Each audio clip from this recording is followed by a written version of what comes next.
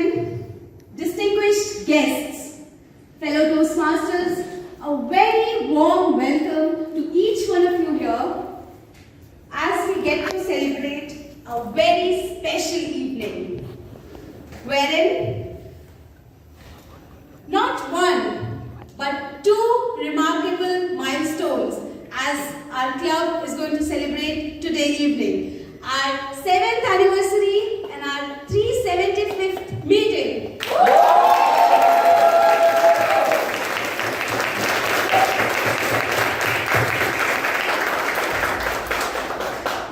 I'm Toastmaster Tripti and I have the honor of being the event chair for this very special meeting. I am Sathish. I will say for today's meeting. Toastmasters, as a presence across the world, we provide supportive and positive learning environment to help to improve your communication and leadership skills. In turn, fostering your greater self-confidence and personal growth. Before we start our meeting, we have some ground rules. Please put your phone on silent or switch it off. I will give you 30 seconds to do so. Please show a thumbs up as soon as you're done. Oh, awesome.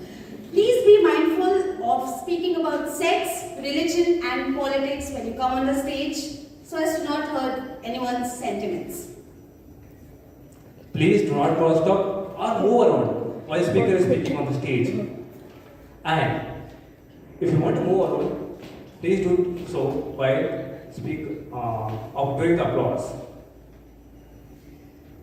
Do not leave the stage empty. When you are walking down the stage, make sure you shake hands with the next person coming onto the stage and greet them to welcome them on the stage.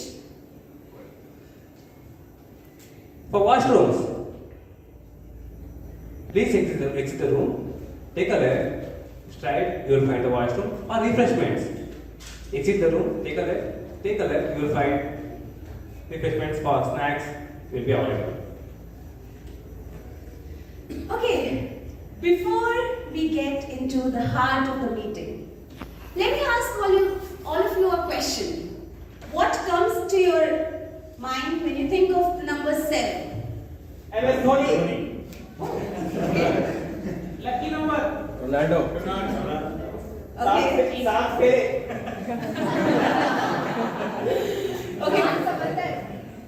Quite diverse answer. Well, for me, it's a very... Alright, sorry? James Bond. James Bond, okay. Alright. So, 7 as a number is very special for me. For one, it is lucky. Someone said it's a lucky number and turns out to work for me. It is my birthday date and for the grandest meeting of HSR Toastmasters Club, the first time being the event chair, I get this opportunity to celebrate the 7th anniversary and 375th meeting.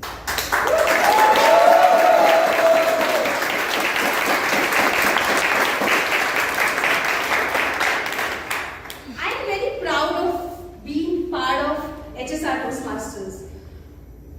It's a club that promises support, a club where friendships thrive, a club that aims for excellence, a club like no other. Speaking of excellence, the next person I'm going to invite on the stage is the epitome of excellence. He does not only inspire me or our club members, he inspires the entire Toastmasters fraternity in District 121 and beyond. A true leader, a strict teacher, a panic when something goes not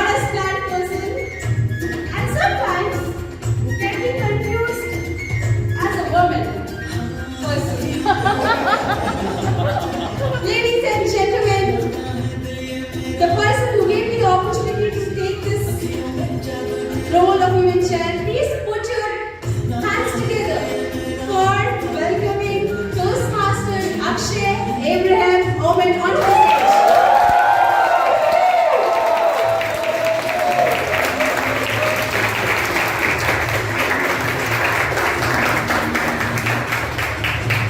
Such a shaky video.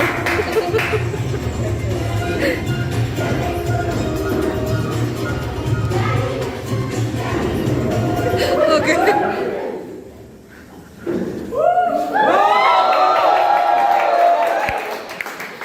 We love you, Akshay!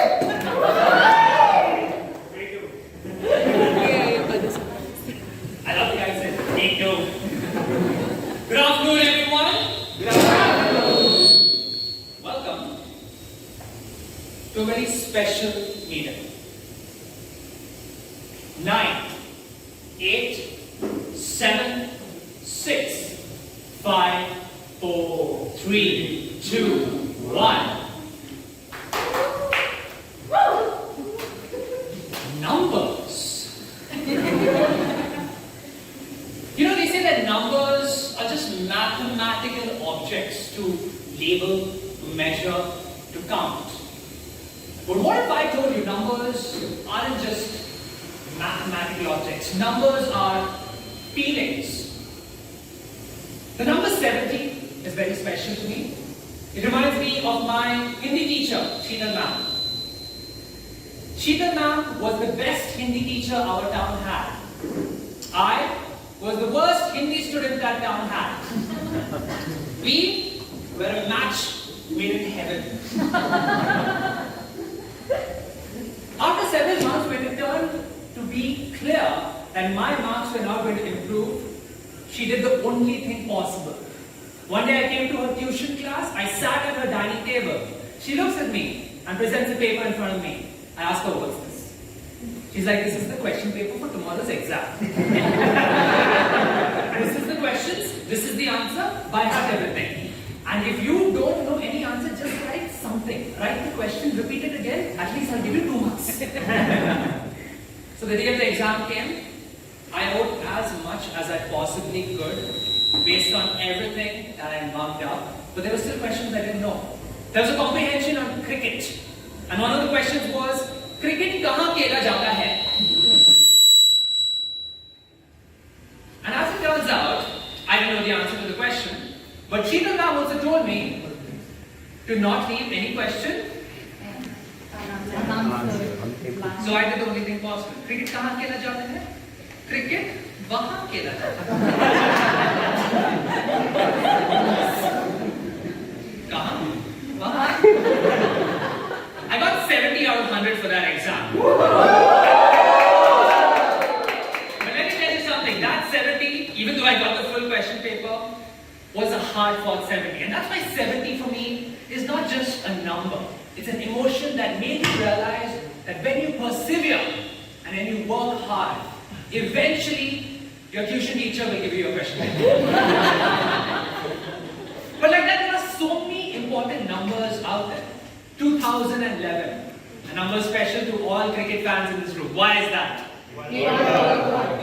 We finally won the One Day International Cricket World Cup after 28 years.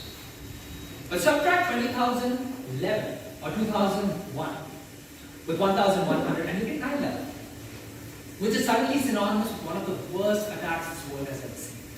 And that is a number that is sad. What are the numbers that have had an impact in your life? Is it the phone number of an ex-girlfriend? Is it your mark at your 10th standard board exams? Or is it the score of the football match where your winning team and your team came out as the victors? Today we're going to deal with 3 special numbers. The first one is 80. Because that's the number of people in this room right now. Let's hear it for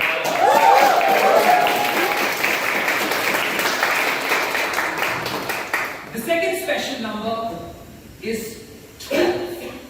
12 is a number that represents the hard work of all the past presidents who have come and gone from this club. Without them and members, give a huge shout for them, we wouldn't be here today.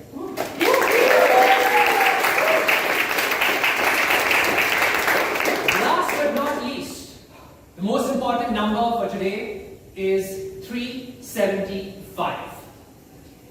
It isn't just a measurement of how long our club has existed on God's green earth. No, it's a measurement of the greatness that has come with being one of the biggest exceptions in this district to come out from out of nowhere, be one of the best clubs in District 121.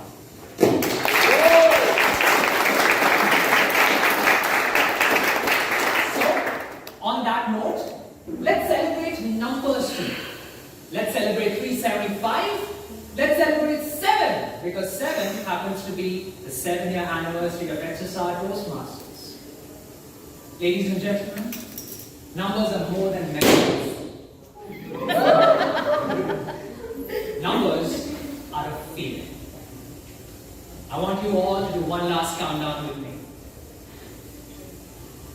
9, 8, 7, 6, 5, 4, 3, 2, 1, 0. HSR!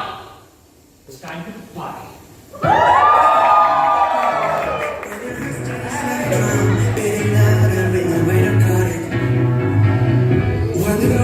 Like fun, sing along to our joy, into that feeling we're just getting started. And the nights get cold, and the rhythm's got you falling down.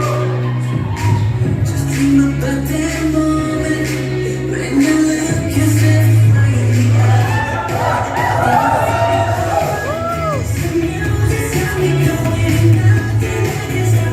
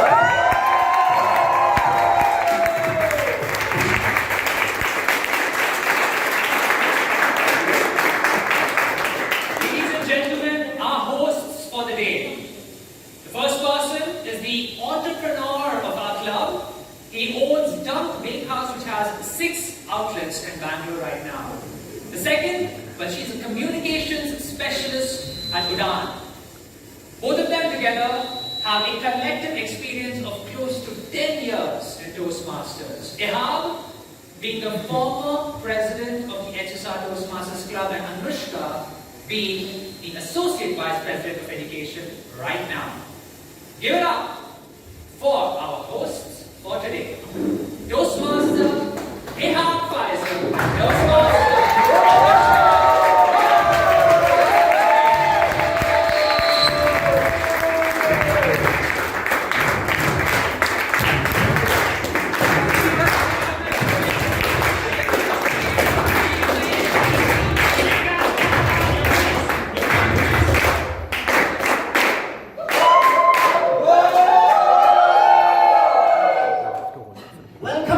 Welcome everyone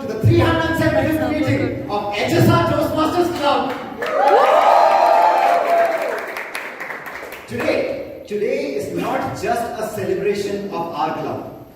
It is a celebration of clubs across the Toastmasters fraternity. Today, we have division directors, district directors, area directors, members obviously from our club, but also members from other clubs and lots of guests. So can I hear a shout out from every one of you?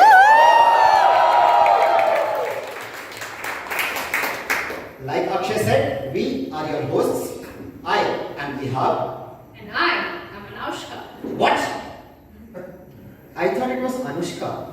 No, it's Anoushka. Anushka. No, repeat after me. Now, Shka. Anoushka. Anushka. Ignoring him, let's move on. Why don't we do a quick vibe check first? Ehab, why don't you show us? That sounds like a good idea. I see that most of us have come with a dress code of blue or white. So everyone wearing blue specifically, can I get a who? Who? Everyone wearing white. Ha! Ha! Who? Who? Ha! Ha! Who? Who? Ha! Ha! Who? Ha! Who? Ha! Who? Ha! Who? Ha! Round of applause, everyone.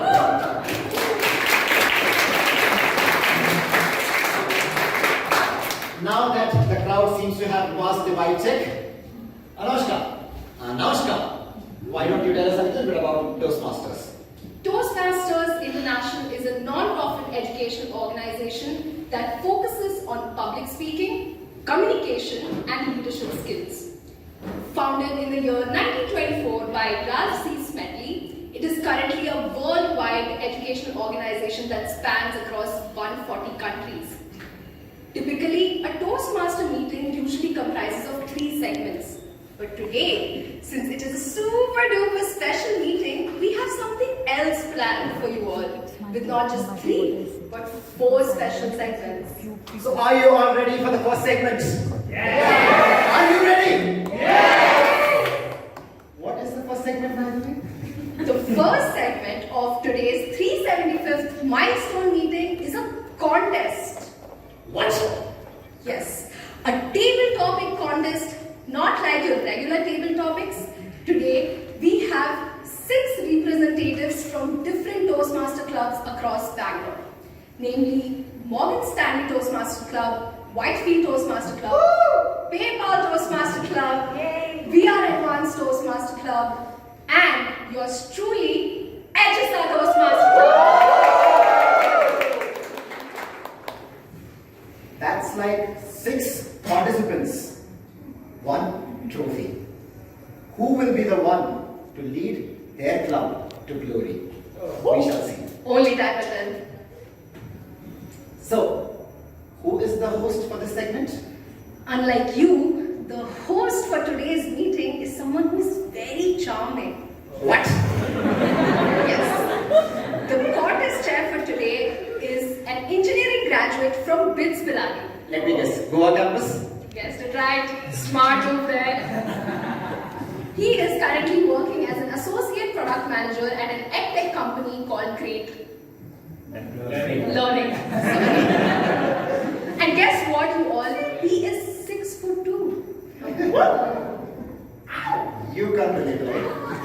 Ignoring him, ladies and gentlemen, please put your hands together for your very smart, very tall, very charming, your contest chair for today's Table Topics contest, Toastmaster Bhupen England.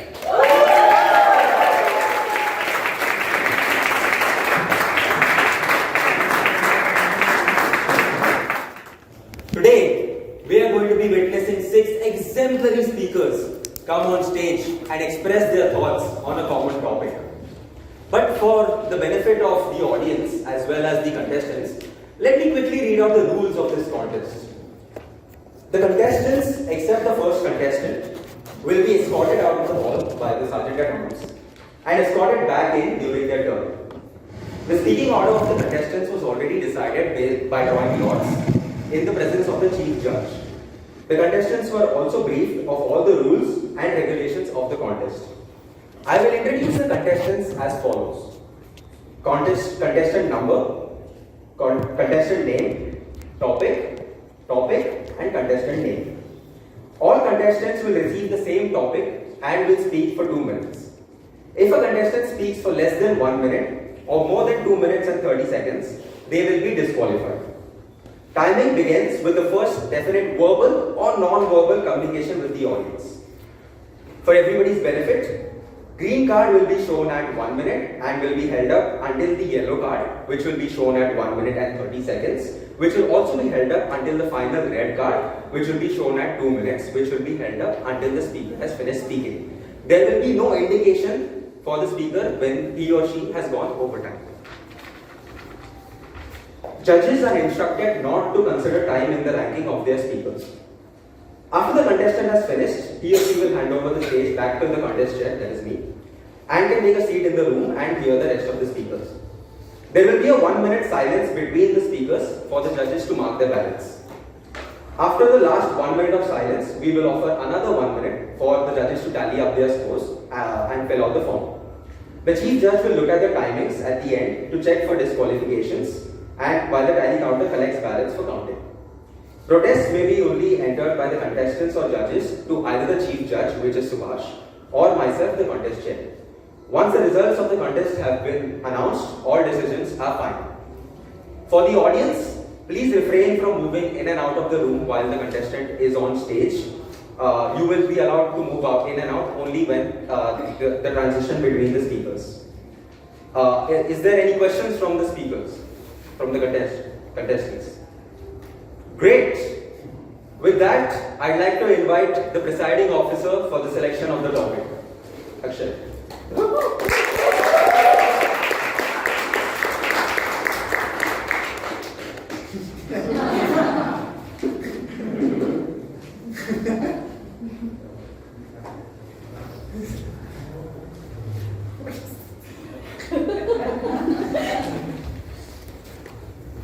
Are the timers ready? Chief Judge, are the judges ready? You have to read out the names of the participants. Yes. I'll just read out the names of all the participants which are there. These represent the 6 different clubs which will be competing in today's contest. Contestant number 1, Renuka Selvamani. That's spelled Renuka space Selvamani. Contestant number 2, Radha Kashinathan. Radha space Kashinathan. Contestant number 3, Harish SP. Harish space S space P. Contestant number 4, Swati Jain. Swati space Jain. Contestant number 5, Nikhil HS. Nikhil space H space. Contestant number 6, Mani Kumar. Mani space Kumar. I would now request the Sergeant at Arms to escort contestants 2 to 6 outside the room. Request the Sergeant at Arms, request the contestants to announce home. Please share. Please keep your phone.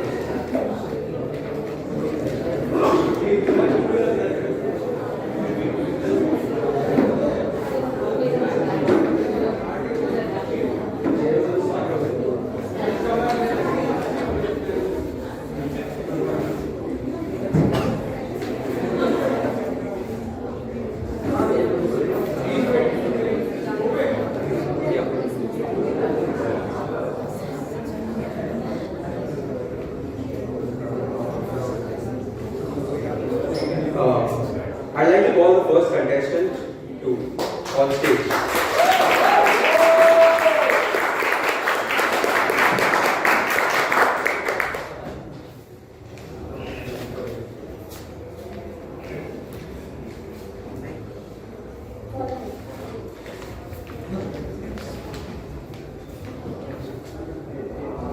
No, not this, the other.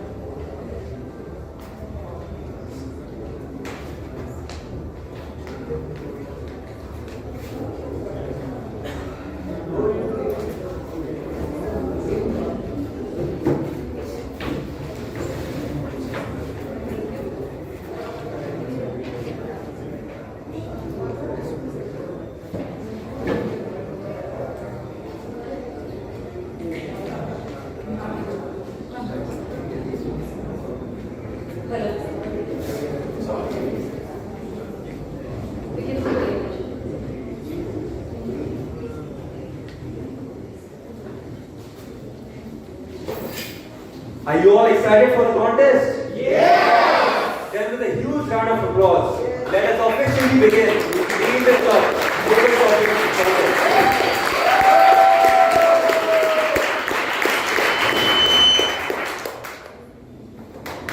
Mr. Mike, can you say happy birthday, HSR? Happy birthday, HSR. Chief of Staff, okay? Contestant number 1, Renuka Selvaman.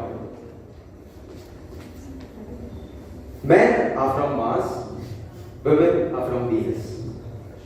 Men are from Mars, women are from Venus.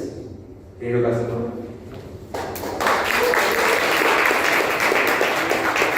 You won't believe it, guys. I just read this book, and after reading 2 chapters, I threw it in the dustbin. You know why? Because it said outdated things like men are supposed to wear nail polishes when women are supposed to wear nail polishes when men are in their caves recovering from some heartbreaks or failures at work. Women are supposed to go shopping when men are in their caves. Women are supposed to understand when men are in the caves. But what about women wanting to go to the caves? Nowhere in the first 2 chapters it was mentioned, and I did read the review and nowhere it was mentioned about women wanting to go into their caves. I had a very heated argument with my friend exactly about this topic, and she said that maybe I'm overthinking because this book was written, I think, a century ago or something, when those days it was relevant for women to wear nail polishes and go shopping and not need their own me time, the cave time. Today it is irrelevant. Regardless, the concept of men being from Mars and women being from Venus is irrelevant because we are in a new world. We are no longer in the world where women are expected or stereotyped to behave in a certain way and men are expected and stereotyped to behave in a certain way. Men can wear nail polishes. Men can have pretty hair the way the presiding officer today showed off. Glossy hair. Men are allowed to have fancy nail paints in the legs as well, and women are allowed to have cave time, alone time and me time. I'm very grateful for the new world that we are in, where men may still be from Mars and women may still be from Venus, but then women can also be from Mars, men can also be from Venus. Context master.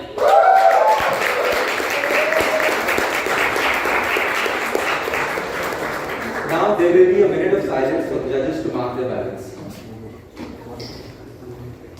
Can we bring in the next contestant until then, please?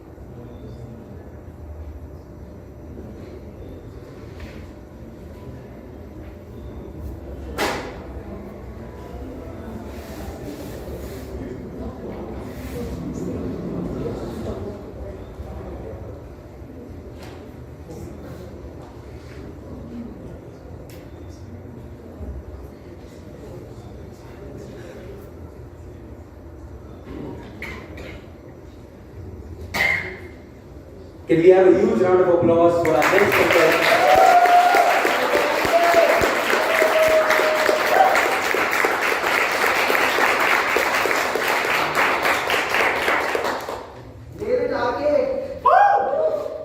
Contestant number 2, Radha Kashinathan.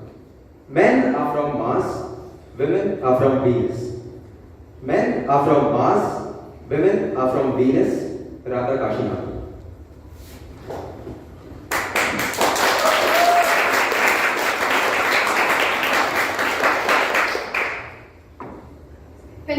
Whenever I think about men or women, husband, wife, father, mother, brother, or even sister, friends, there are only two people who comes to my mind.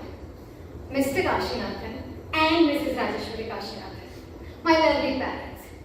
Whatever I have learned about life is from them. I got one very clear thing, that men are always wrong. I'm pretty sure that women are always correct, because that kind of relationship, that kind of vibes I've always seen in my family. My father is very short. My father used to be very short-tempered, but he was very caring also. Whenever my mother is from Bhupen, my father is from Gujarat. So we can see the culinary background, right? So whenever my mother makes poha, my father can't say no to it. My father can't ask when I want idli today.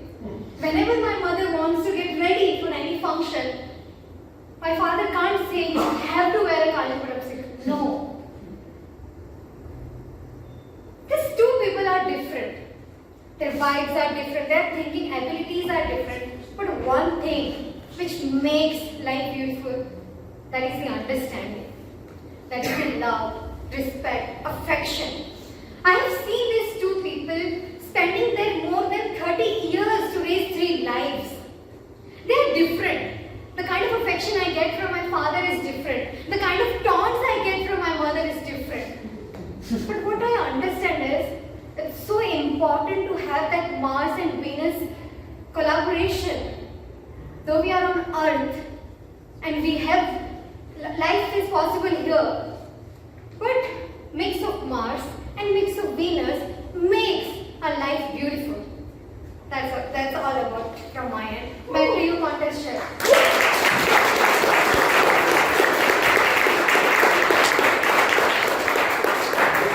Now there will be a minute's silence for the judges to mark their ballots.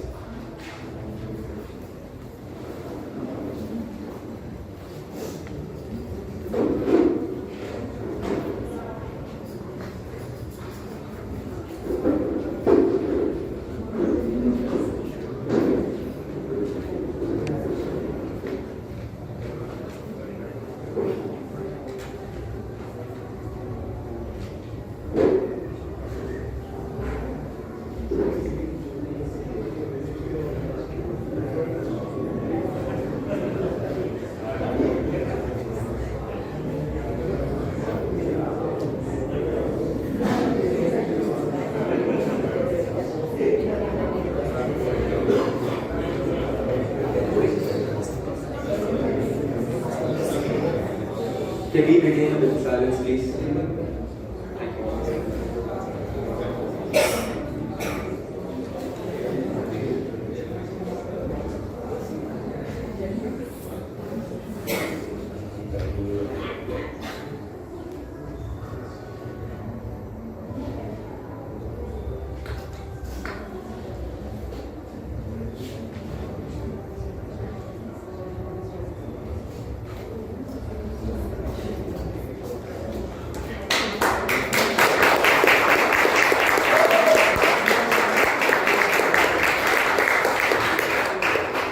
Contestant number 3, Harish S.P.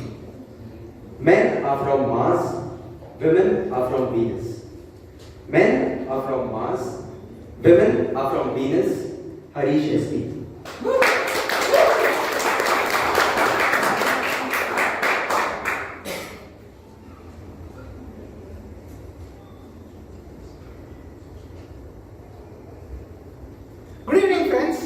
Hello, the men from Mars and the women from Venus.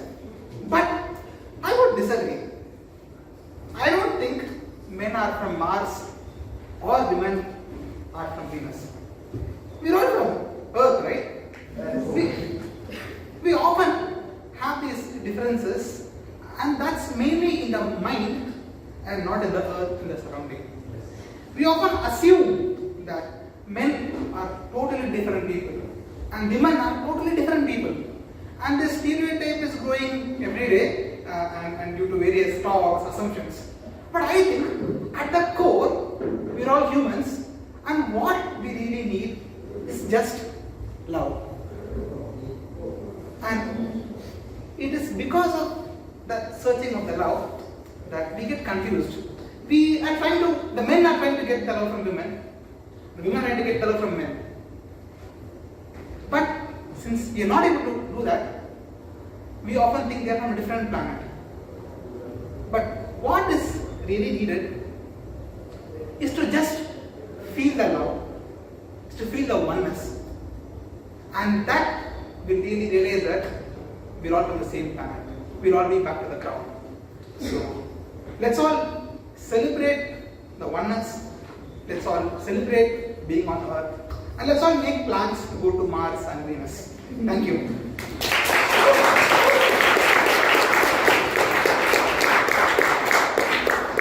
Now there will be a minute of silence for the judges to mark their ballots.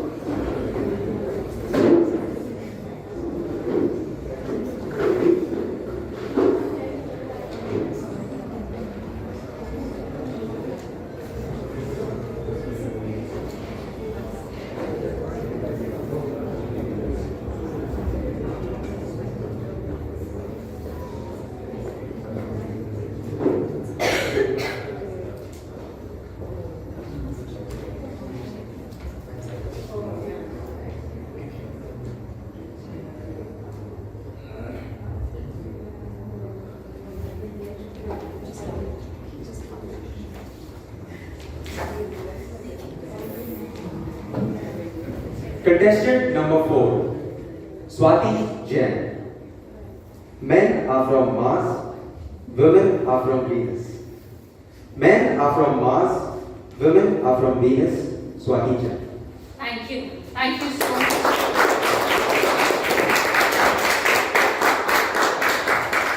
Ladies and gentlemen, fellow Toastmasters, amazing topic, wonderful topic. Men are from Mars, women are from Venus. I don't know why they say that. Sometimes I feel it's just human beings, two different human beings that God has created in a different module or a different mold. Just human beings. Everyone has got same feelings. Everyone has got some same goals. It's just that different way of approaching those goals, different way of expressing those feelings. And it's just that. I do not believe in the statement that men and women are different. We are all equals. We all have same childhood. We all love our parents. We all love our siblings. Same upbringing that we all have, majority of them. Although the society does differentiate. So it's not about men and women being different. It's about how the society treats them and how we have put a picture in our minds of being different. That matters. Inside, we are not different at all. So I'm sorry, whenever this topic comes up, I never agree with it. I am saying, I'm not different from you. I just have a different mold. I just have a different way of looking. Outside I'm different, but inside we are just the same people. I also want to achieve things in the world.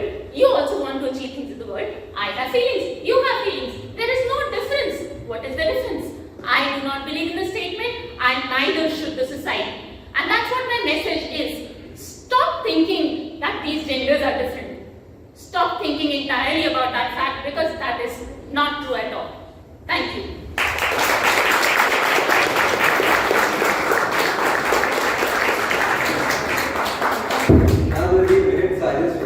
to mark their ballots.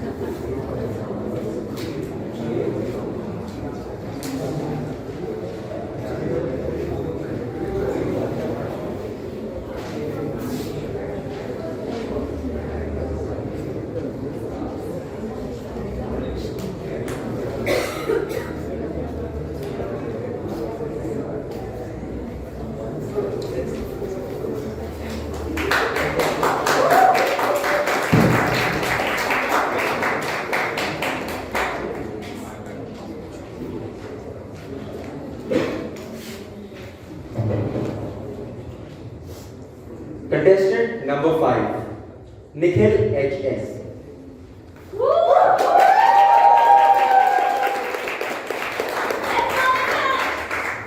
Men are from Mars, women are from Venus. Men are from Mars, women are from Venus, Nikhil HS.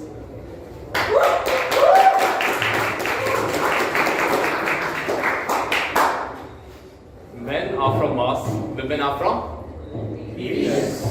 How many of you actually believe in this? Yeah? As a little kid, when I was growing up, I thought this world was a beautiful place. People were all friendly and nice to me when I was growing up. I thought this place is filled with rainbows and sunshine. That's what my perception of this world was. And I thought every single person, be it a man, woman, or anybody, was always kind to each other. Until I came to college. What happened in college? I met different people from different backgrounds. That's when I realized people are nice when they're in front of you, but when they're not so nice, when they're speaking on back of you, right? That's when I realized that all these nice things that people say that men are from Mars and women are from Venus may not be true until I joined Toastmasters. Just a quick audience check. How many of us in this room are Toastmasters? I'm sure each one of you would agree. There's at least this one person in this room that you can call a friend, a true friend. Not just because they are your club member, but they are somebody always there for you, right? And that's when I realized that men are from Mars or women are from Venus or whichever planet you want to call. Toastmasters is the real planet that I would like to be part of because it is the only organization where people are selflessly giving. I've met some of the best people just because of this organization.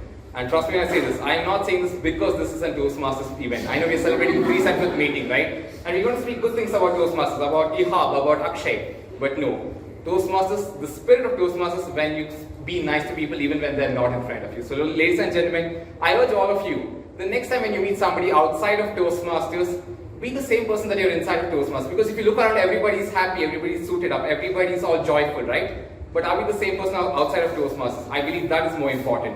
Mars or Venus really doesn't matter as long as we are Toastmasters inside and outside. Over to you, Contest Master.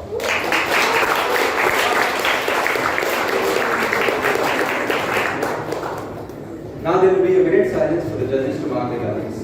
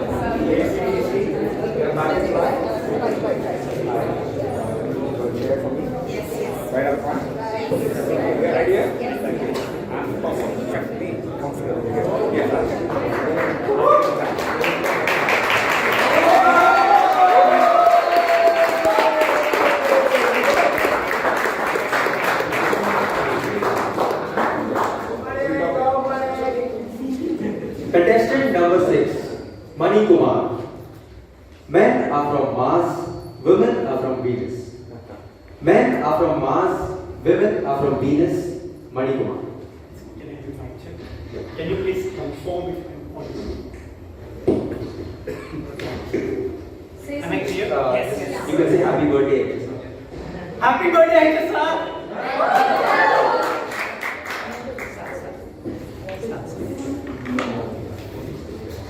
Can you hear me? Yes.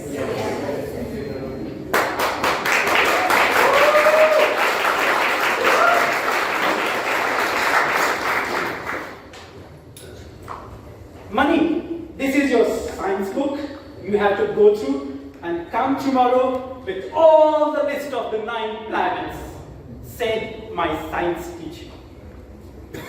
Yeah, I'm a French Belgian student and I used to by heart all the planets and say this is what the list it is. As I moved from my college, from school to my college, then I heard about this book. Men are from Mars and women are from Venus. Oh my God! Is there such distinction happens in this world? Nobody taught me in my school, but it was one of the bestseller book. Which I learned about is that people have the distinction to set men aside and women aside.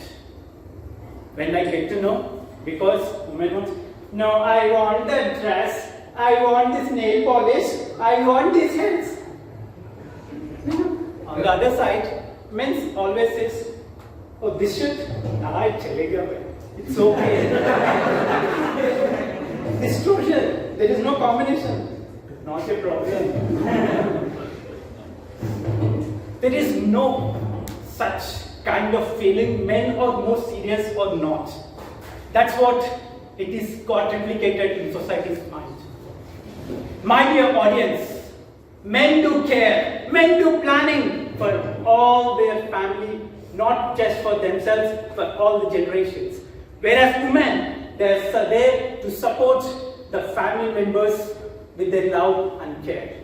When this finance, support and the care morally is available, along with this love and compassion, that is where the world can go. I believe there is no such kind of separation is really required to say men are from Mars and women are from Venus.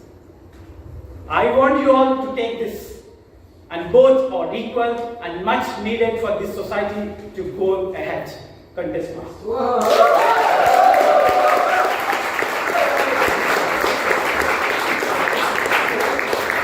Now there will be a 2-minute silence for the judges to mark their ballots and finalize their votes.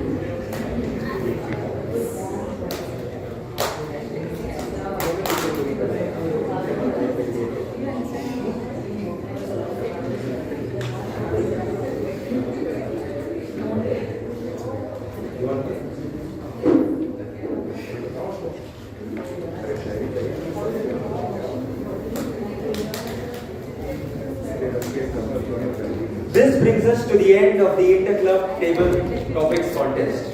The results of this will be announced towards the end of the meeting, so stick around. With that, I thank you all and return the stage back to our hosts, Ehab and Anoushka.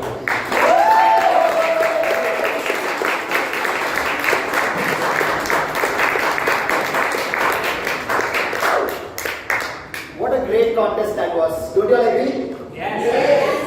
But Ehab, shouldn't we check if our audience actually paid attention? Yes, I think we should. Alright, everyone, we have one question prepared for you just to check if you have paid attention. So, Toastmaster Radha, can you please stand up? Okay. Who are the two people that come to Radha's mind when she hears? People are shouting. God. Please raise your hand. Yeah. Her parents. Names.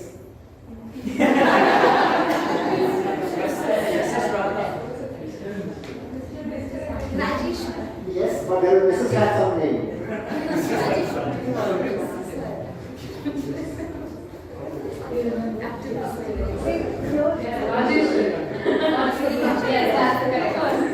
That's the correct answer. And now I have one more question before we move on to the next segment. That one question is, what? You may scream this answer. What was Bhupen's height?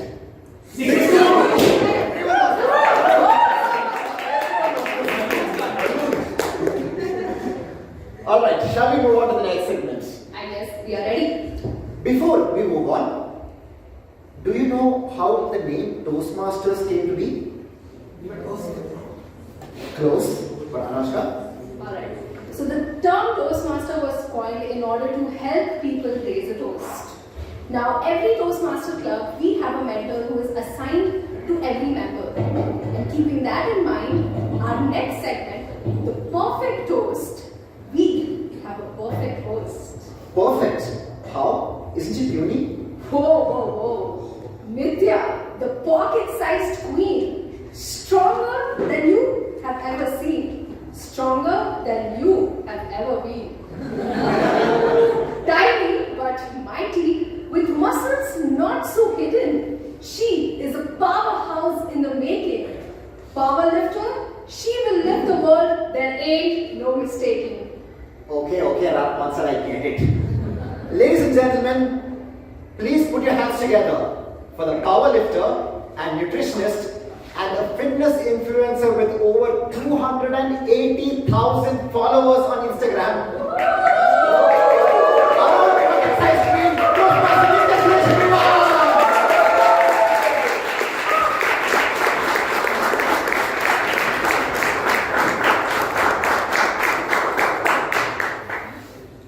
Good evening, everybody. Good evening. My smartwatch beeped. It said, your resting heart rate is at 130. Are you alright? All the words I had queued up at the back of my throat, desperate to come out. No luck.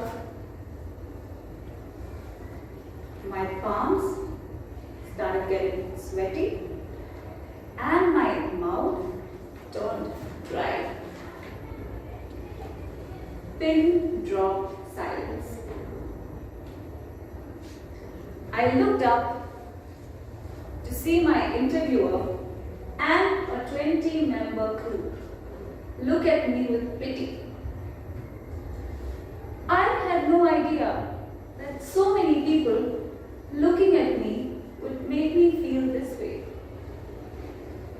This, my friends, was for a Women's Day campaign with a very known clothing brand where I had to just say 5 simple lines about myself. Simple lines about myself. I couldn't get a word out of my mouth. Imagine the embarrassment I felt having such an online online presence, but unable to utter one single word in person. In life, you need guidance. You need mentors who can guide you through the right path, push you to unknown territories, believe in you even when you yourself can't believe in yourself. Fast forward to today, where I'm standing in front of all of you. I owe this to Toastmasters and my mentor.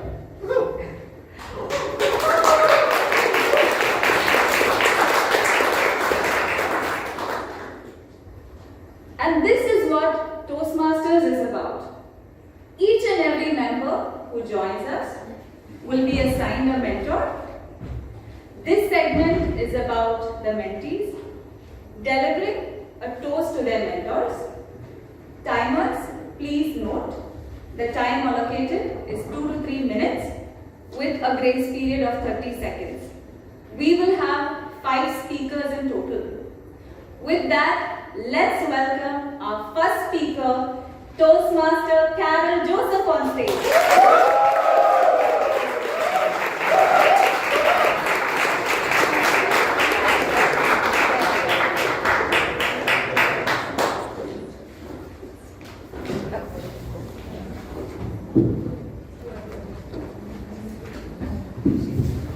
All the best, Carol.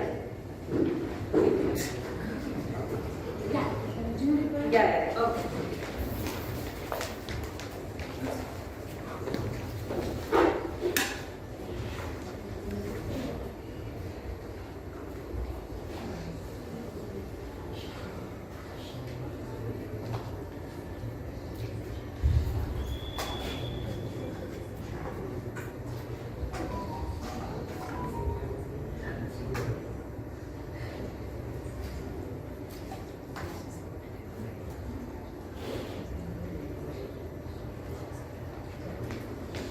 Hello, just a audio check.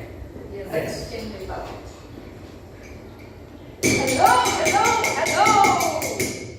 Hello. Now that I've got your attention, good evening, Toastmasters and guests. Good evening. I, Carol Joseph, stand here to share a few words for my very beloved mentor. The young, jovial man standing right in front of me towards the left, smiling like an idiot, with all his 32 teeth out. He indeed deserves the spotlight today. The one and only Toastmaster Ehab Faisal.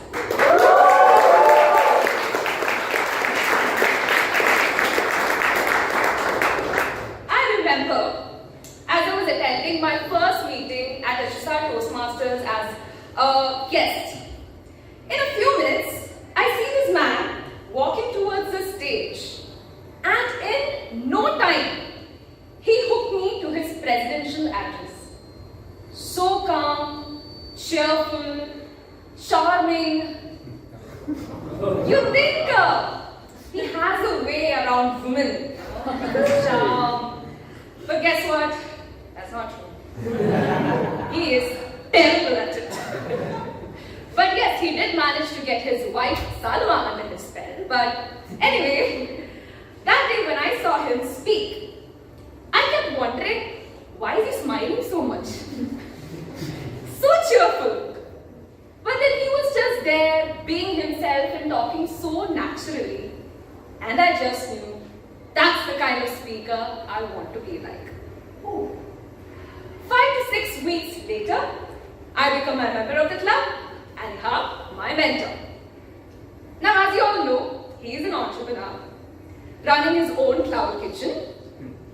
He can get super busy with his things, so naturally there is a tendency for him to forget that I am his mentee, someone like Carol exists. But no, since day one, he made it a point that he calls me every single week, at least once, to follow up with me, to give me a feedback. to help me understand my mistakes, or to just be there to listen to me ranting whenever I'm overwhelmed. He'll just sit there even if there's nothing in it for him. Thank you, Ehab, for bearing with my non-stop bothering you with my scripts. Thank you for helping me bring out the Carol in the roles I take up. And thank you for always being there to push me to become a better version of myself. You have no idea how incredibly grateful and proud I am to have you as my mentor. And with that, I'd like to raise a toast to my mentor, who is like the cheesecake of my life. A sweet support, a blend of flavors, and a treat to remember. Cheers to you.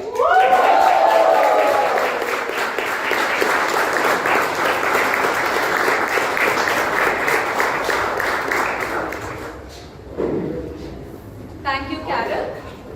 With that, sorry.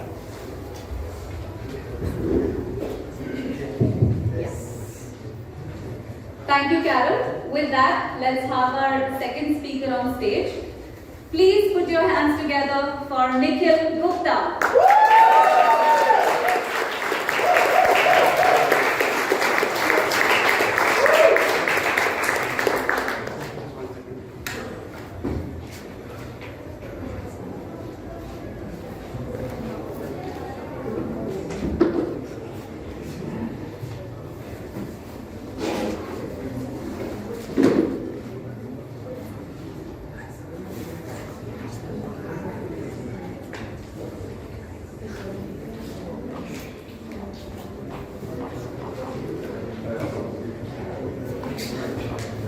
All the best. Thank you. Guys, am I audible? Yes. Good evening, Toastmasters and dear guests. Good evening. For those of you who don't know me, I am Nikhil and I hail from the city of joy, which is Kolkata. But I have been a member of this beautiful fraternity since just the past 3 months. And in every meeting that I attend, I always ask myself the same question. Why didn't I join this earlier? As I was preparing the second speech of my Toastmasters journey, I received the unwritten news that my ex-mentor would not be able to guide me anymore due to unforeseen circumstances. Puzzled and anxious, I didn't know who to call. But just then I remembered the person who had inspired me the most with a sheer commitment to the club and his die-hard passion for public speaking. Where I remember during one of his speeches how he had badly hurt his leg and he was still limping while delivering a phenomenal speech. I took my phone and I called him up and told him, "Hey, I have a prepared speech coming up in 3 days and it's in complete shambles. Can you please help me out?" "Absolutely, Nikhil. Why not?" Despite having a strenuous work week, he used to sit with me every day for an hour, reviewing my script and giving me actionable feedback as to how I could have a great opening by welcoming the audience into my world and how I could increase the volume of my delivery or have more intentional movements on stage. I remember how I wanted to sing a song in my speech, but I was so reluctant, which is where he reassured me that for these 6 minutes, you, Nikhil, are an artist and the stage is your canvas. Officially, he has been my mentor for only one speech, but unofficially, he has mentored me since my day one at HSR Toastmasters, be it in the form of the best guest buddy or the table topics champion of HSR. Woo! So give me a loud cheer if you know who I'm talking about.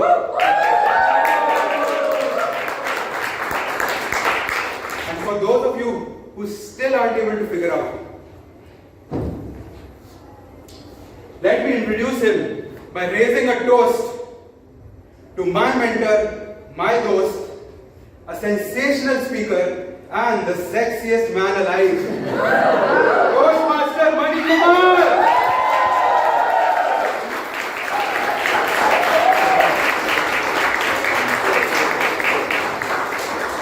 And I know, Mani, that you won't be needing this glass because you don't drink. But I would like to give this to you anyway for being a part of our beautiful HSR family and inspiring us with your heartfelt stories. Thank you. And cheers.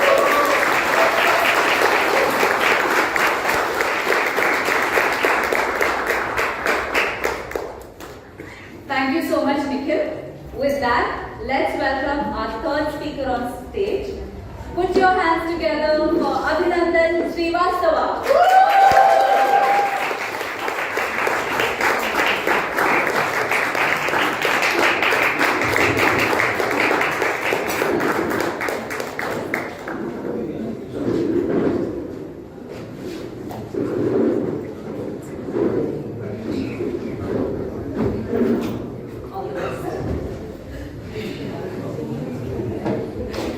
Good evening, Toastmasters and guests.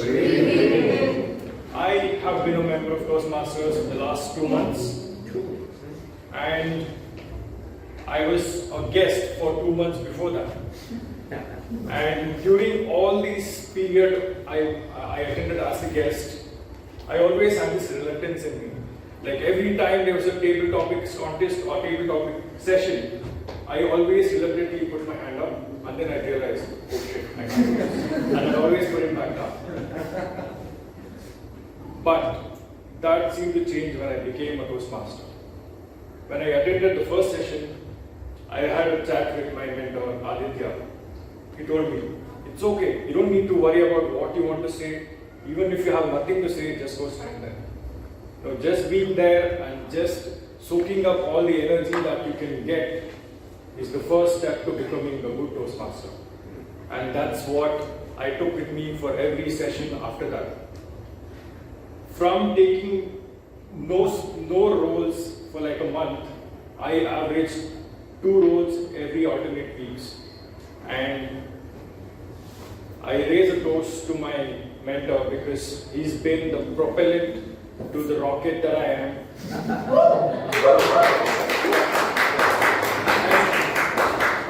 I hope that I'm very happy that he'll be there with me as I soar to the sky in this journey of Toastmasters.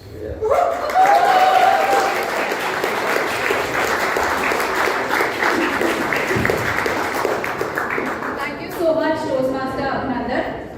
With that, let's have our fourth speaker, Toastmaster Rahul on stage.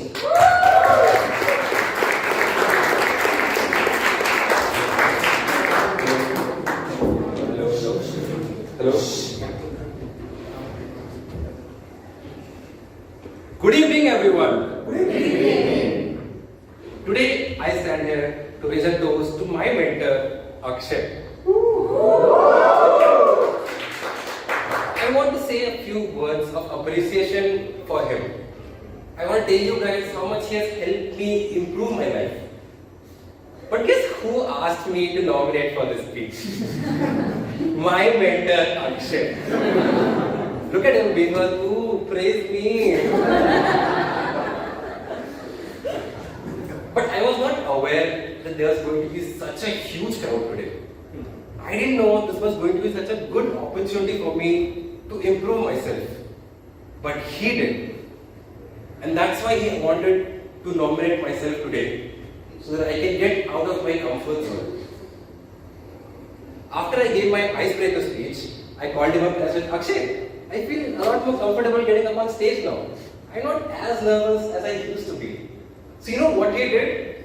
For the next table topic session, where I had no intention of participating, suddenly he nominated me. And I was like, hey, what? Hey, I'm not ready, what?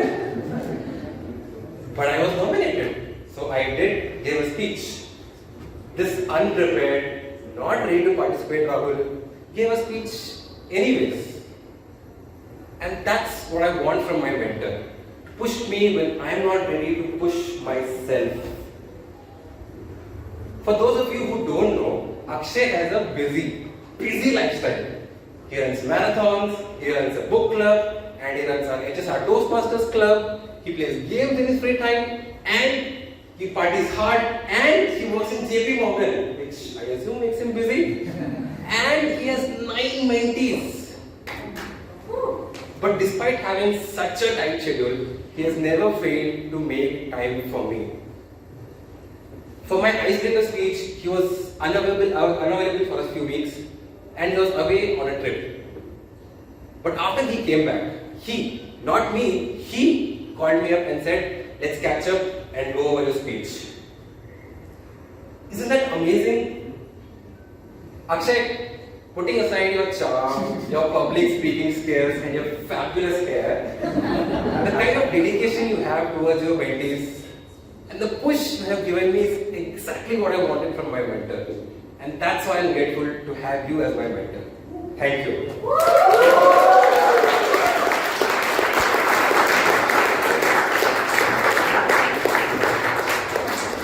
Thank you so much, Rahul. With that, let's have our final speaker on stage. Put your hands together for Toastmaster Subhash Barla.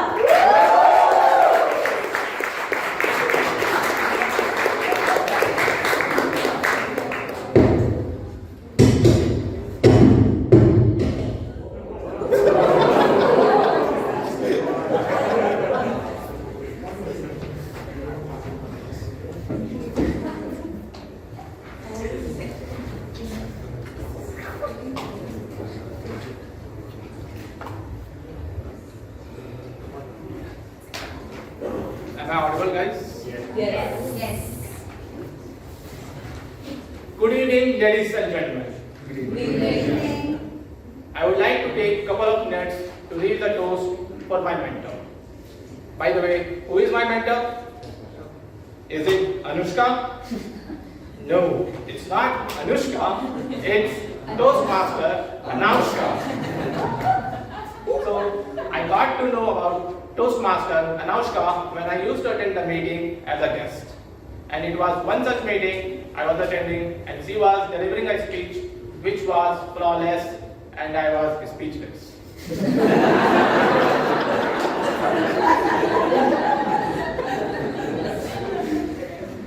Even though I did not understand some of her speech which she delivered, it's not because she delivered, it's because I did not have those words and phrases in my dictionary. So I performed 2 roles recently. One was the icebreaker speech I gave, and another one was the team role. And my icebreaker speech, I don't know, I thought it would be just 4 lines, but when I started writing, it went on to more than 3 pages. So I presented my icebreaker speech to my mentor, and she just read it, and she did not told me to do this. She told me just try to give your speech and see how much you take the time. So I did that, and it was like more than 12 minutes I think. So she was so much empathetic with me and patiently listened to me and went through all the gibberish which I had presented to her and took all the pain, and whenever I needed help, she pitched in, and at that time helped me time my speech as well as my team role when I presented the script, even though she was on her vacation, and she took her time out and helped me out to pull things through, and I performed my team role very well. So I would like to appreciate my mentor from bottom of my heart. This side. I would like to appreciate from bottom of my heart for all the effort, energy and time you have put in, even though you are not being paid in Toastmasters, but putting all the effort and helping me out throughout my Toastmaster journey. So, and I have created memories and I am hopeful that I will be creating more memories with my mentor, being your mentee. Thank you.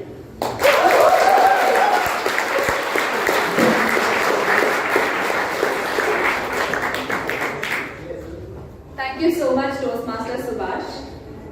With that, we'll be concluding the segment. Don't you think it was very heartwarming to hear all the speakers speak about their mentors? I'm sure the mentors felt good. Okay, I request the audience to cast their vote. Please visit, the link is right here. It is bit.ly/HSR-TM-TPT. Please cast your vote, everybody. I encourage guests to cast their vote as well.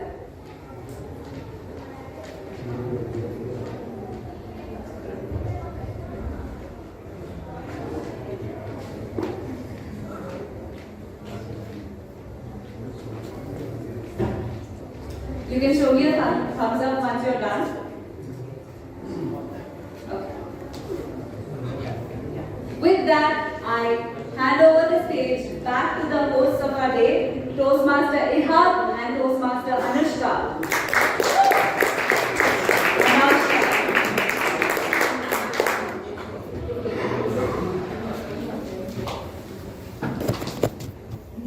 Thank you so much, Nithya. That was such a wholesome session.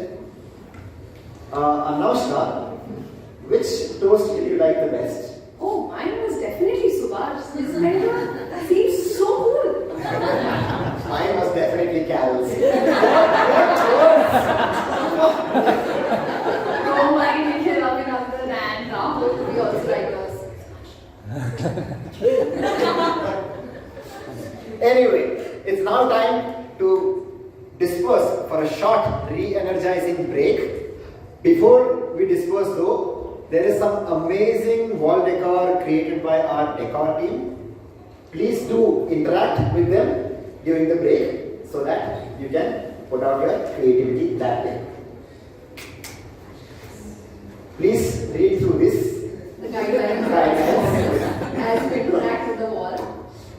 Take at least one picture of yourself and share it on Instagram. Tag at HSR Toastmasters. Don't tag any other clubs. Feel free to tag your club as well. Use the hashtag 375. Your stories will be featured on that club handled by tonight or tomorrow. Depends on how far we want. Alright, with that, just a reminder, restrooms are on that side, refreshments are right here. On this side of the wall, you can go like that. Cool? Yes. The time is now 6:22. Let us meet here sharp back at 6:40. 2 minutes first.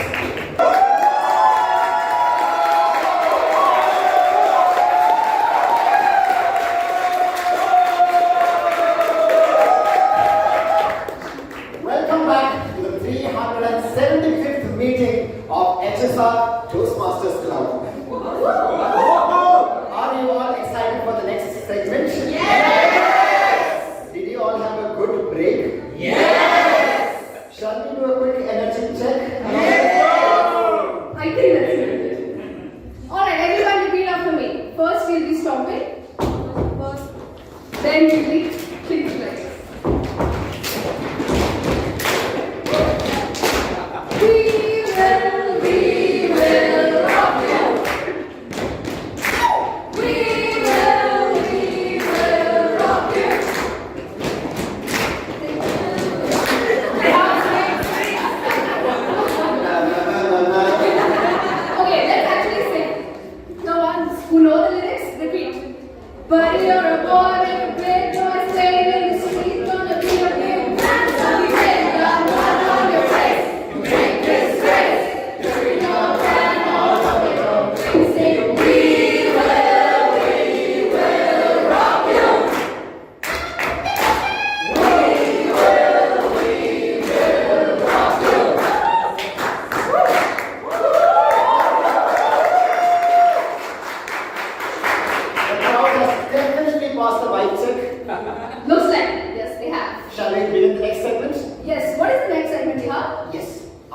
next segment is a panel discussion. Now, all of us have been a part of a lot of panel discussions either as participants or as viewers.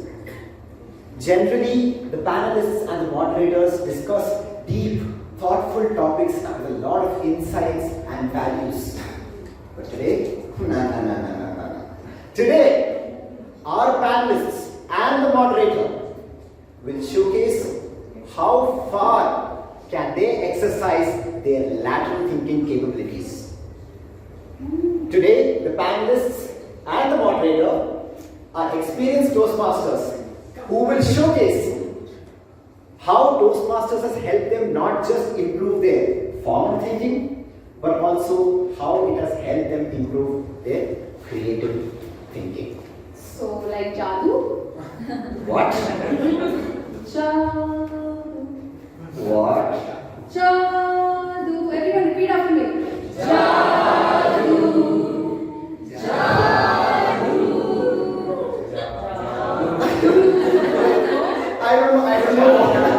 I don't know what that is. Let's ignore that for now. But in lieu of Halloween, we have a panel discussion unlike any other. The Jadoo, was a subtle hint to the title of the panel discussion, Aliens on Earth. Aliens on Earth. Our panel moderator for today has more than 18 years of experience in his corporate life and currently works as a project manager at UST Global. Ladies and gentlemen, please put your hands together for the very experienced, very funny. Funny? Con? Not con. सामने ये कौन आया दुल्हनी culture. Dear Toastmaster, please put your hands together for Navin. कौन आया?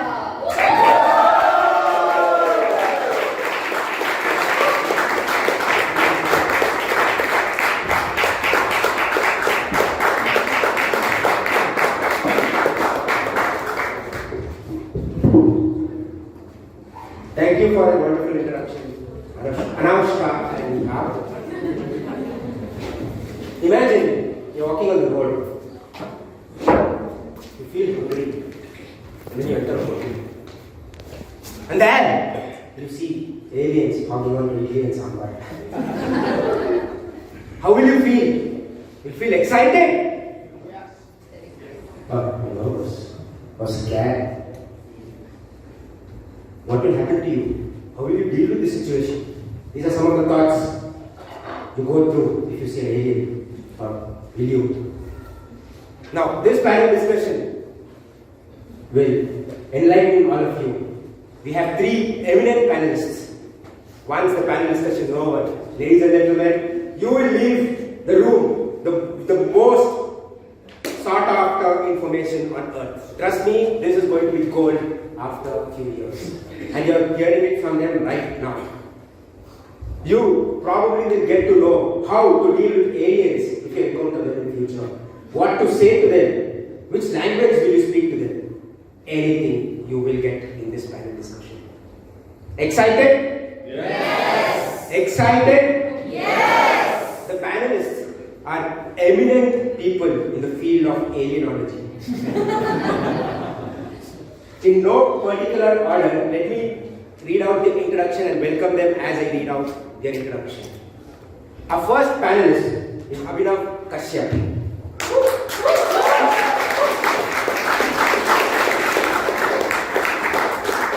He has served as a past division director, area director, president and vice president, but only in the field of Toastmasters and for aliens. He wants to take these designations to his organizations and hopefully he would become one of this in the future. That's what he says.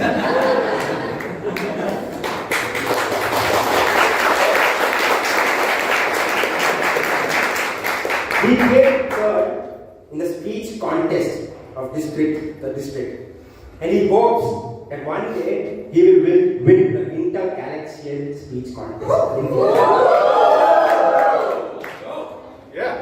He loves playing tennis, indulging in armchair commentary on a podcast, reading and collecting miniature cars. Ladies and gentlemen, this gentleman here has submitted in various publications in the field of alienology or aliens, such as why can't aliens pronounce the word Twitter? There's some of them. If you want, you can contact him. He will give out his publications for free. No? Okay. You pay me. Okay. You pay him. Our second panelist is our very beloved DTM Vanitha.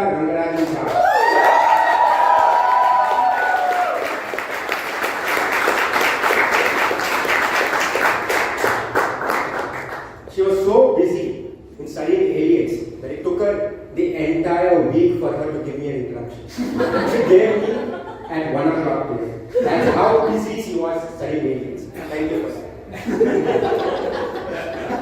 She is a people and an alien person, and she has 2 decades of experience in various related HR functions.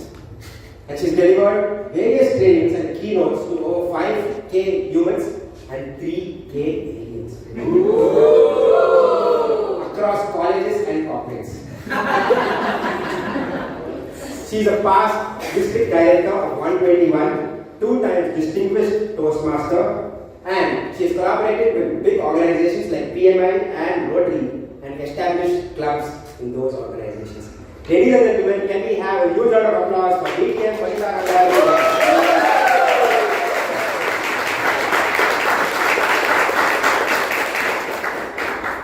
Last but not the least, right at the back, we have our third panelist, Toastmaster Arundhuti.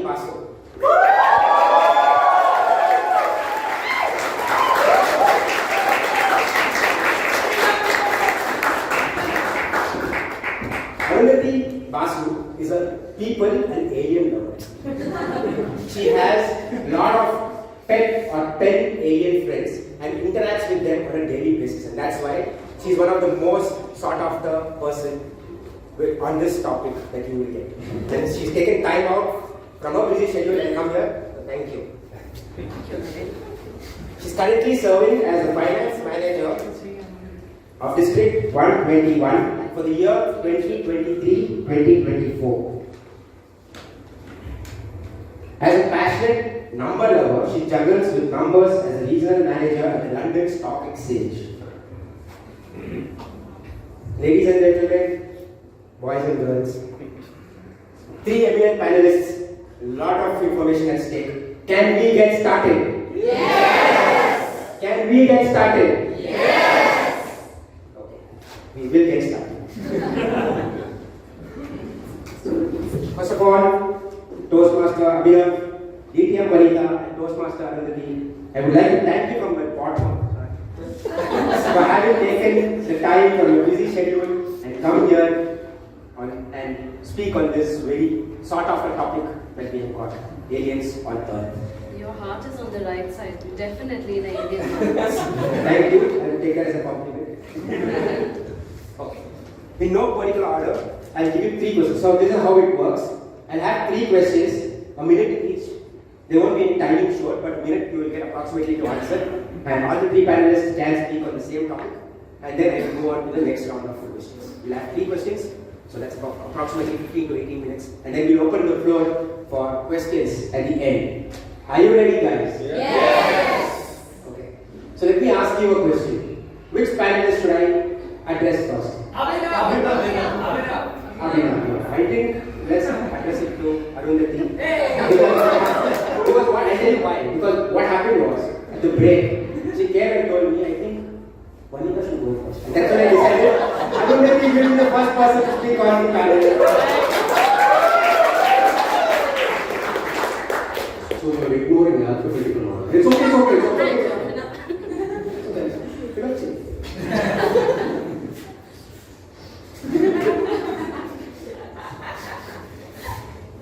In the world, you have aliens coming. You have aliens on Earth.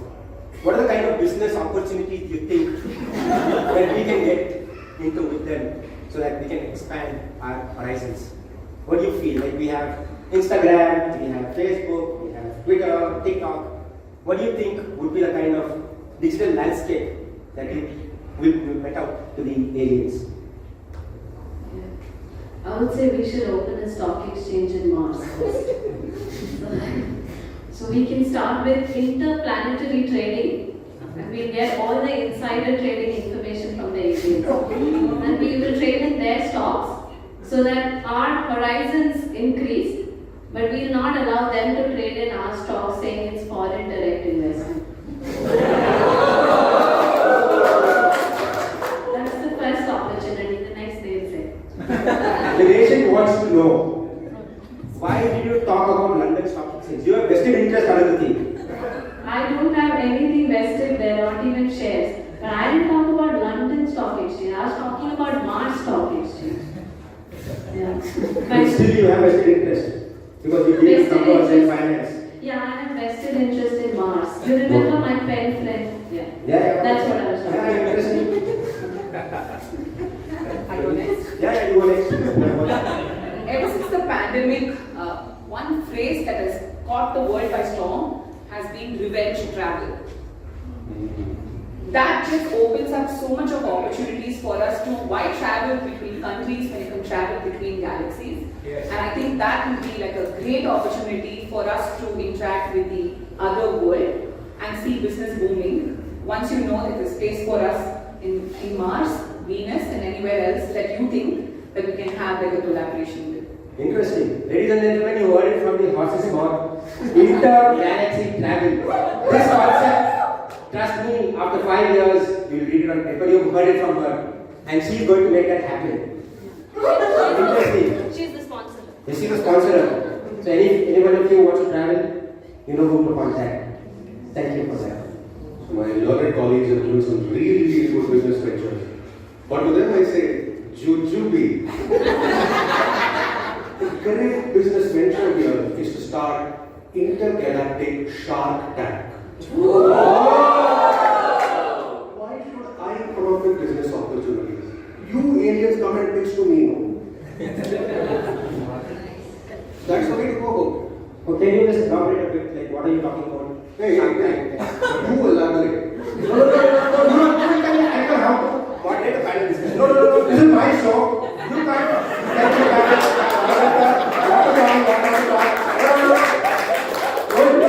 No. This is my show. I'm taking your fan. No. You can't shout. No. I won't. Calm down. Answer my question. I can survive in space. No. Calm down. First, calm down. Let's take a deep breath. Take a deep breath. Yeah. Perfect. Take a deep breath. Now answer, please. Yeah. Go ahead. You take a deep breath. I'm still waiting for the answer. The answer is to turn the question. Okay.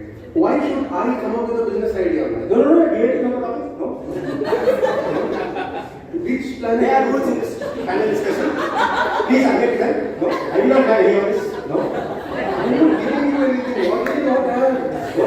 I'm not even giving you an answer. What do you not have? Please answer the question. I'm still waiting. You are waiting answers. Okay. Intergalactic Shark Tank. I have money. You have ideas. That's how we do business. Thank you. We have an entrepreneur here. He runs outlet cheese cakes. You might want to contact him. He has money and he might want to get And the idea. And the idea. She's the money. Oh. I like it. I just don't give. Aliens don't know that.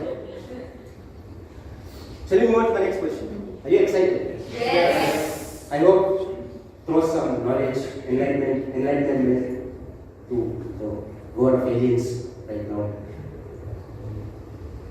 If aliens came on Earth, why did they come on Earth? To learn from us how not to run a planet. What are your thoughts? If they come on Earth, what will they learn from us? How not to run a planet? What do you think they will learn from us when they get back? Toastmasters, DTM, Vanitha, I think there's a world of opportunities when it comes to learning from us. How not to run a planet is a very negative way of just looking at not working for you, Navin. But clearly there are a lot of things that is working very well in the planet, and maybe that's a few things that they would like to come here. I'm pretty sure that we could start with just building culture. You see that we have such a variety of culture depending on where you land on Earth, for example. So aliens come here and you can take as much as you want. I think there's an ample amount of opportunity to just pick up things from here. So yes, we could start with that for sure. See, culture is a very broad word. Can you want to elaborate a bit? Because I don't understand culture. What is culture? For me, culture.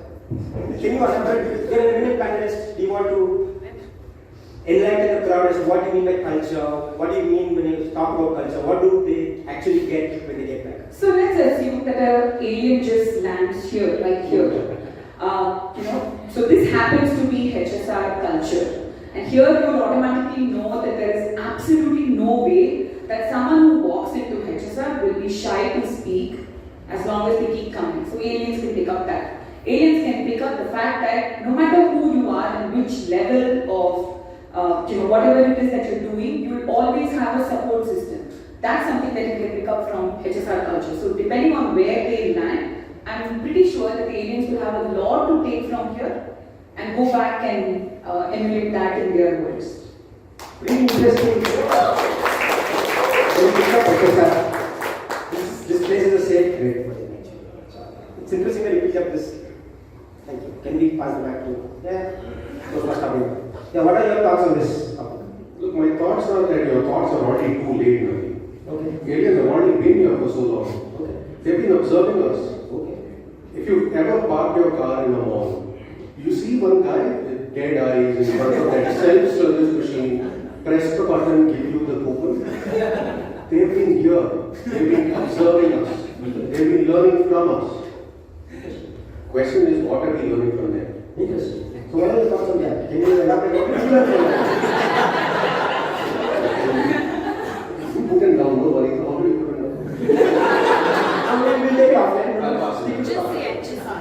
Yeah. HSR is the same. Yeah, thanks for that. The only way the undercoastmami of HSR goes down is if you say HSR. Okay. We found the cheat code for you, Navin. So, am I to answer that question? No, I think first let's set the ground rules. There should not be any discussion. Yeah. So the only person who's talking is me, and you have to address to me and speak. That's the sure. My panel discussion. You might be a minute panelist, I might be a minute moderator. So yeah, go ahead. Go ahead and answer that question. Go ahead and answer. Yeah. Only I'll speak. Yeah, only you. Yeah. Just checking. Right. How not to run a planet? No. I'd say it's best they go across all other planets, figure out what the challenges are, and then come here and learn how to solve for them. Because we can't solve for most of the things. See, if aliens happen to reproduce very vigorously at some point in time and face traffic jam, just come to Bangalore. You'll see firsthand how to solve for it and how to order dominoes in parallel. Both of it, And then, say for example, someday they discover a tax system, they just know how to collect all the money and not do anything with it. That's what. So if I were to ask you, would you sponsor their panel? Because you're the finance manager of this corporate. Oh, right, yeah. No. I think that's one word is no. We don't have budget, Navin. But the better way to say is, they could have come today and learned how to organize a milestone meeting from HSR Toastmasters. Self-sponsored. Okay. Yeah. So interesting topics and interesting insights that you're getting here, and this is happening only today. It won't happen anywhere else. So let's move on to the next question. Let's say they come and in the heat of the discussion, I just forgot the question.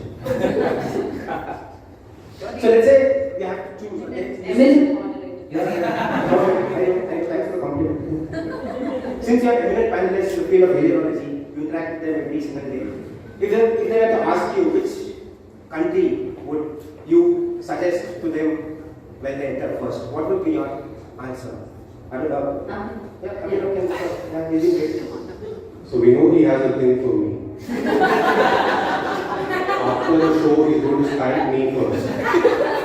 That said, I think they would come to India first. I mean, it's a non-discussion in my opinion. Unanimous. I speak for the eminent panel. Yes. When I say, they come to India first, man. There's so many. Yeah,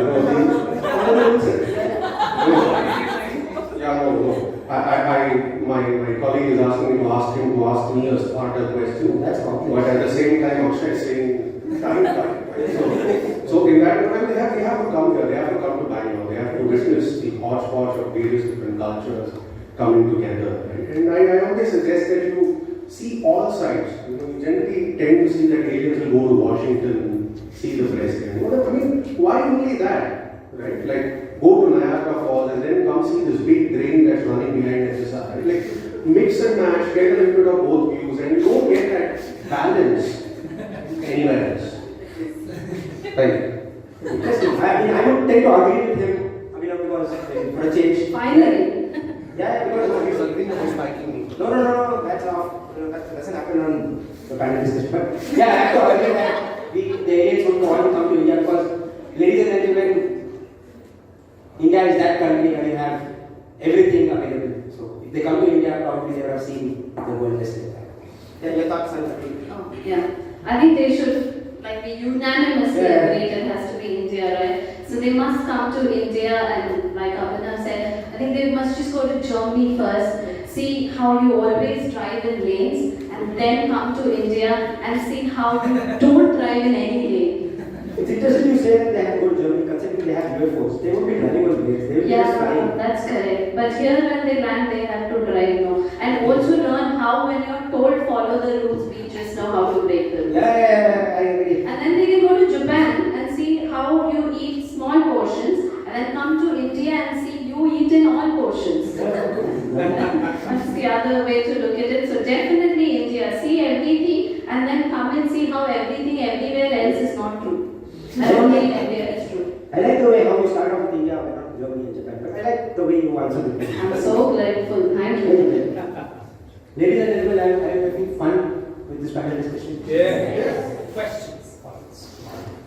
So with that, we come to the end. I would love to have continued. I can talk on this topic for hours together, and they can sit here listening to me for hours. But let me open the floor for questions. Ladies and gentlemen, any one of you have questions, you can direct your question and tell me a panelist who has to answer. Now we know why Akshay said questions. Pass on the mic. Can you mute Akshay?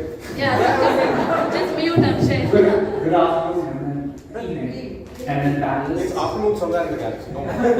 So in 2005, we had a movie Koivalya come out, which we all know is based on a true story. What that movie told us was that Rohit, as a person, didn't really have to try to become a better man. Jadoo presented everything to him, gave him the superpowers, the muscles, and the next thing you know, he was dancing in the mountains with Tripti in that. My question is, if aliens really had that superpower, do you think it will result in men trying less to attract women because aliens will just use their powers? I would like to present my question to Toastmaster Abhinav. Have you met me, Akshay? Sorry, I'm not trying to be a better man in anything. I've been waiting for Jadoo to come here and do something. In fact, when you were Anoushka and Ehab were here and we were doing Jadoo, I'm like, today it's going to happen, today it's going to happen. It will happen. It will happen. It will happen. That's pretty interesting answer. Who's the next person? Hi, Indian panelists. So my question is, can aliens and humans marry, and how will they tackle the in-laws issue?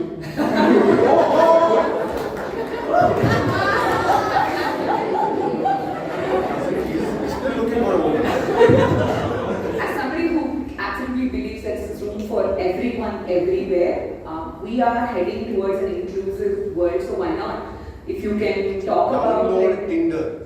I think that aliens pretty much you are compatible with someone else. We've heard what we call weird right now, getting married to a tree or an animal would be the norm sometime later because somewhere subjects we're not doing really well. We probably might do better with like a completely different set of organisms, and so why not aliens? But one thing is for sure, the in-laws problem will never stop.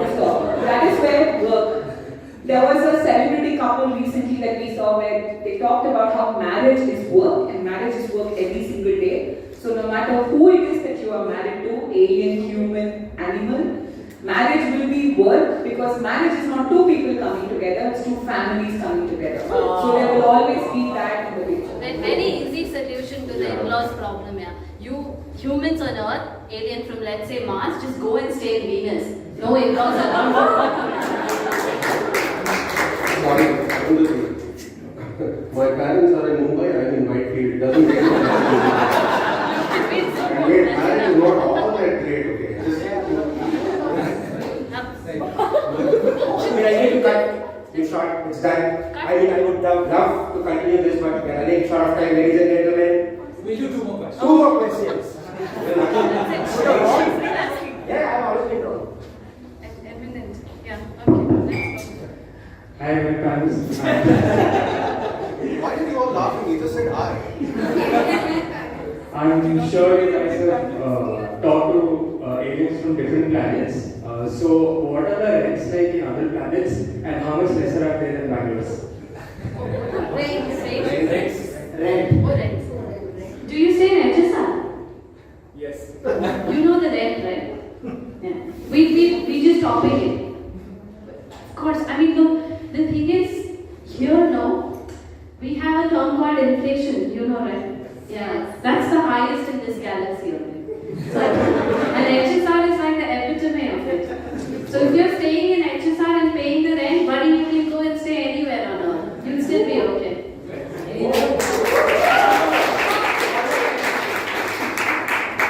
Hey, hi, I'm Dennis. No, like my question is like, let's say aliens are already there, right? Or they are invisible, just behind the Navin, yeah. Yeah, behind Navin. And suddenly you notice that you are able to watch them, right? And they suddenly say to Navin in his ear, hey, hi. So what will you react? How will you react towards him? Will you let the alien move away, or like how will you react? First, Navin will say follow the rules. So Navin will be like lost. Oh, Navin, you're lost. Yeah.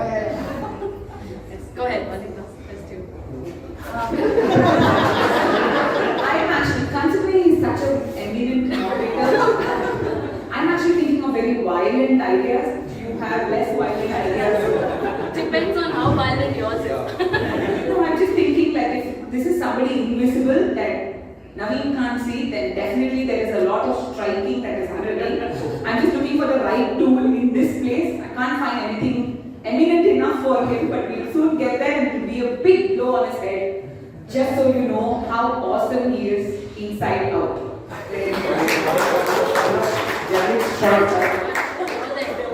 Just follow the rules. Sorry. So, ladies and gentlemen, we've got a lot of insights as to what and how to deal with aliens when they come along. Yeah, and also how to deal with Navin. Yeah. So, perfect. So, to end it off, did you ever realize that I have been sent by the planet Jupiter?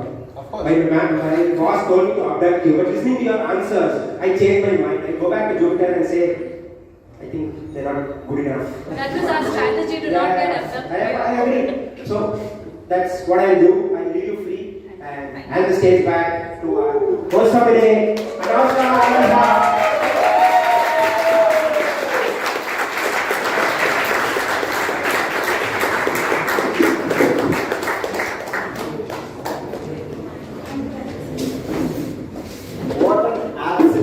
Absurd panel discussion that we just had. No, the word of the day definitely is eminent. Thank you, our panelist and panel moderator for that. Eminent panel moderator and eminent panelists. Thank you for that. Now, since it was quite a serious discussion, let's see if you all actually paid attention to our eminent panelists. Can I see your good? Because by this time I feel it's a statue that's a word. What business idea did Abhinav propose for the aliens? They don't Scream. Scream. Intergalactic Shark Tank. Yes. Thank you so much, Sathish. One last question. What was the song that Anoushka sang to introduce Navin? You guys did not pay attention. Sing.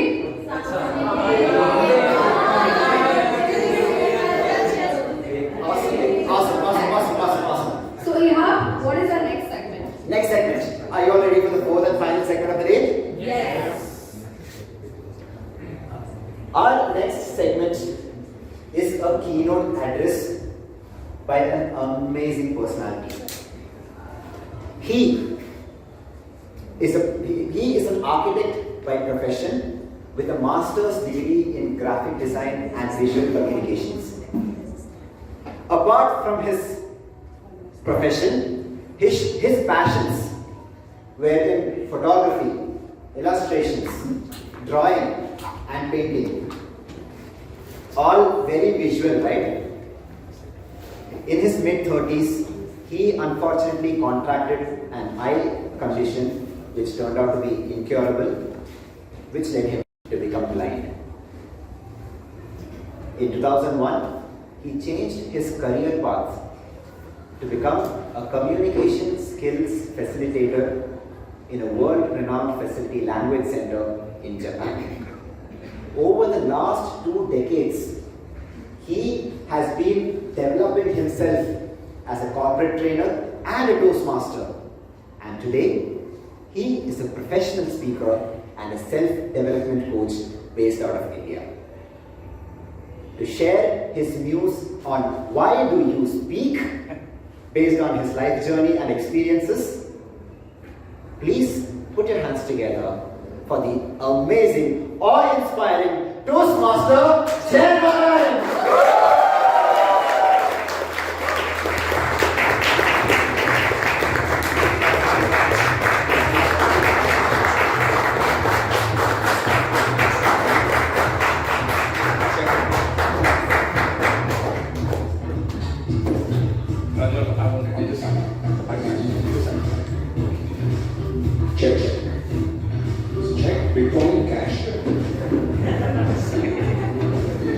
Thank you. First of all, thank you for that very warm welcoming, and I must add, very well-written introduction.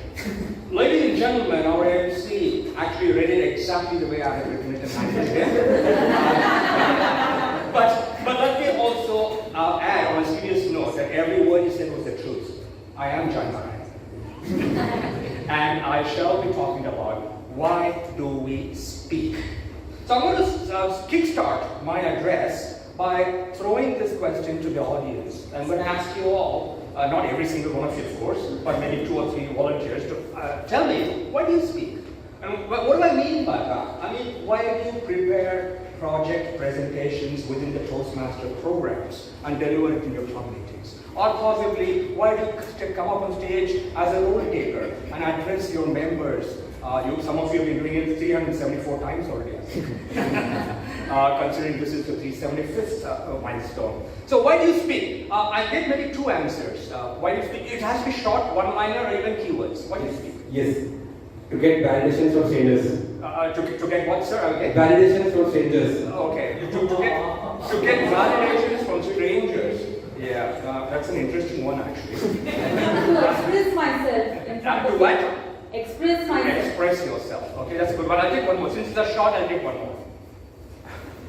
Validation from strangers. Not a blue pill. So to motivate others. To motivate others. Okay. All right. Good. All right. Good. So none of these are wrong answers. Obviously, there's no right or wrong answer here. But what I thought I'd do today was share with all of you my journey and my experiences within the Toastmaster platform and the program in over a decade as a Toastmaster. There are 3 reasons I believe we speak. And I picked up these, as a speaker and also as a trainer before I became a Toastmaster. The first reason I believe we speak is to help. Let me explain that, okay? Now, several years ago, is that one of these lovely ladies' hair or? It'll fly around, yeah? Well, several years ago, I was at the division level speech contest as a contestant, not in the audience, by the way. I delivered a speech which was titled The Door, alright? And this speech was about how, many years ago, as I was living in Japan, I was home alone on a Friday night in my apartment on the 30th floor. Inside the bathroom, I finished taking the shower, reach out to open the door, and this comes off in my hand. I stared at it in horror and shock, and at the gaping hole where it was, frantically fitted back at it, turning it left and right to no avail. I was locked in fair and square. Now these bathrooms in Japan have no windows. These are fiber-reinforced plastic modular bathrooms. No amount of kicking or anything helped. Banging on the sidewalks didn't help. And I realized, to my horrific realization, that it was Friday night. My colleagues at work would not miss me until I did not report for work on Monday morning. Now that was an entire weekend, 2 days, I don't know how many odd hours, stuck in the bathroom like that, all alone. So obviously I panicked and I realized that there was no food there. I don't store biryani, biscuits, bread, beer, whatever in the bathroom, right? But I do realize the only positive thing was whoever discovered me would find I was clean and smelled nice. My head and shoulders. So I'm not going to narrate the whole speech here, obviously, if that's what you're expecting, because that will take 7 minutes. But I want to tell you the upshot of what happened at that event, okay? How did I actually manage to survive that and speak to all of you today, all these years later? There was a plastic louver at the bottom of the door for air ventilation, all right?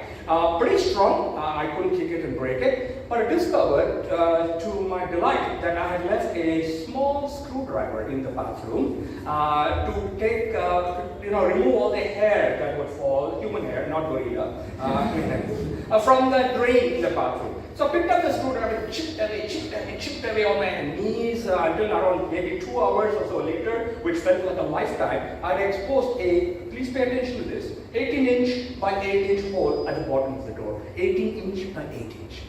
The next 25 odd or 30 minutes I spent trying to wriggle out of that door, battered, bruised, and bloody. It reminded me of emerging from my mother's womb all those years ago, but this was a real person in the bathroom. Right? Now, long story short, I was runner-up. And obviously, as a contestant, there are many in this room who probably know what I mean, I was initially disappointed. Okay? But I was standing there at the venue, surrounded by people, when a young man walked up to me and said, "Sir, can I take your hat?"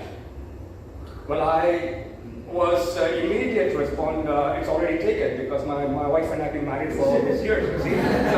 But having said that, yes, of course, feel free. What is it I can do? He said, "Sir, you changed my life today. Listening to your story, I have to just tell you that I'm going through a very tough time in my life. There's a hole I'm in, and I was about to give up. But your story taught me that do not give up on life. There is no hole that you can't get out if you persevere." I want to thank you, sir. He grabbed both my hands and shook me, and then a realization hit me, I don't know, like a freight train in the middle of my head. And that was, I actually felt that it was far more meaningful to me than any cup I may have received. And my question to all of you is, ladies and gentlemen, today, would you rather have a closet full of shiny trophies, or would you have an increasing number of people whose life you touched and changed? Is it one or is it two? Two. Well, that's an obvious answer, isn't it? Two. But some of you might really ponder that actually it's both. Right? You say, "Hey, why not, Jai, that I have trophies and I change lives?" Well, let me tell you from my experience in all these years as a Toastmaster and a professional speaker, that's a rare breed. It's a rare breed of people who also win contests and also touch lives. Because very often what happens is, it's just a matter of 7 minutes on stage, and you may or may not, sway the judges who happen to be invisible to voting for you. But beyond that, it's forgotten. There are a few people whose speeches are very, very inspiring and who also touch life. But very often it doesn't happen. Or you You touch lives, but you don't win contests. Right? But I did realize, therefore, from that experience, the number one reason you speak is to help. Now let me repeat that. I want all of you to note it. Next time or any time you step up on stage, make sure you have something of value to your audience. Otherwise, I even tell this to my mentees and proteges, don't speak. If you want to speak, go there. It's not about you, it's about the audience. Just go to help. And none other than one Mr. Dhananjaya Hitarachi. That name sounds familiar to all of you? Yes. Was it to most of you? Yes. You see something, right? Right. Yeah. When he spoke to me, I've been in touch with him on and off, alright? Including I was on the stage where he was also in the semi-finals in Goa, where I was a contestant. Dhananjaya told me, Jai, I just want you to remember one thing. Don't speak to win. Speak to help. In the process, you may win. That's the icing on the cake, but doesn't matter if you don't, you help. So ladies and gentlemen, the first one is you speak to help. Now the second reason why you speak is you speak to serve. Now you might ask me, oh Johnny, to help, to serve, what's the big deal? What's it, aren't they synonyms? There's a slight difference. Help is one individual, it's very much narrower. Or help is a few people. Help is somebody who needs to cross the road and it's in heavy traffic, you help that person. You don't serve that person, right? But serving people is a room full of people like this. An organization. Maybe it could be a corporate environment. You serve people by actually reaching out to them in multitudes, in big numbers, all right? And helping them grow. Helping an organization grow, for example, is how you serve, right? Now, many years ago, I was in the mainstream industry too, like many of you. Today, of course, I'm a freelance consultant. I was the senior manager of learning and development for a leading end-to-end IT engineering service provider in Bangalore. It was an ITPL road. And in my role, I had to design, deliver, and of course develop training programs for onboarding engineers and travel to many of our D&D centers, design and development centers across India. On one of my travel and visits, training sessions to Pune in Maharashtra, I checked into the hotel, and first day, second day, third day, I realized something interesting happening at the hotel. And I thought, oh my goodness, the music they are playing in this hotel, the lobby and the elevators and the coffee shop, the restaurants, were very, very interesting instrumental covers of rock and pop classics of the 80s. And this was music that I had grown up listening to. You know, I mean, Akshay Abraham will probably know Eagles, right, Akshay? Yeah. Of course. And one of the fondest memories I have of that hotel, all these years later, is how in the morning they play Tequila Sunrise, the instrumental version of that fantastic song by the Eagles, right? You guys can Google it and listen to it on YouTube. Anyway, so this was great. Now, what was interesting about this music they played? It was not intrusive. It was not interruptive. But it could be identified to those who had grown up listening to this kind of music, right? So on the day of my checkout, I went up to the front desk and we were transacting for my payment and all that. And I said, I have a feedback for all of you. And I love the music you're playing at this hotel. It just brings back fond memories of my college years and all those years that I was, listening to this kind of stuff in the 80s. And I love the fact that you are actually having instrumental versions toned down, so that it's not too loud and we can have conversations with each other, right? I also loved your room service and the fact that whenever I needed help, you sent somebody to bring me to my room, to bring me down to the restaurant, coffee shop. You guys doing a great job, keep it up.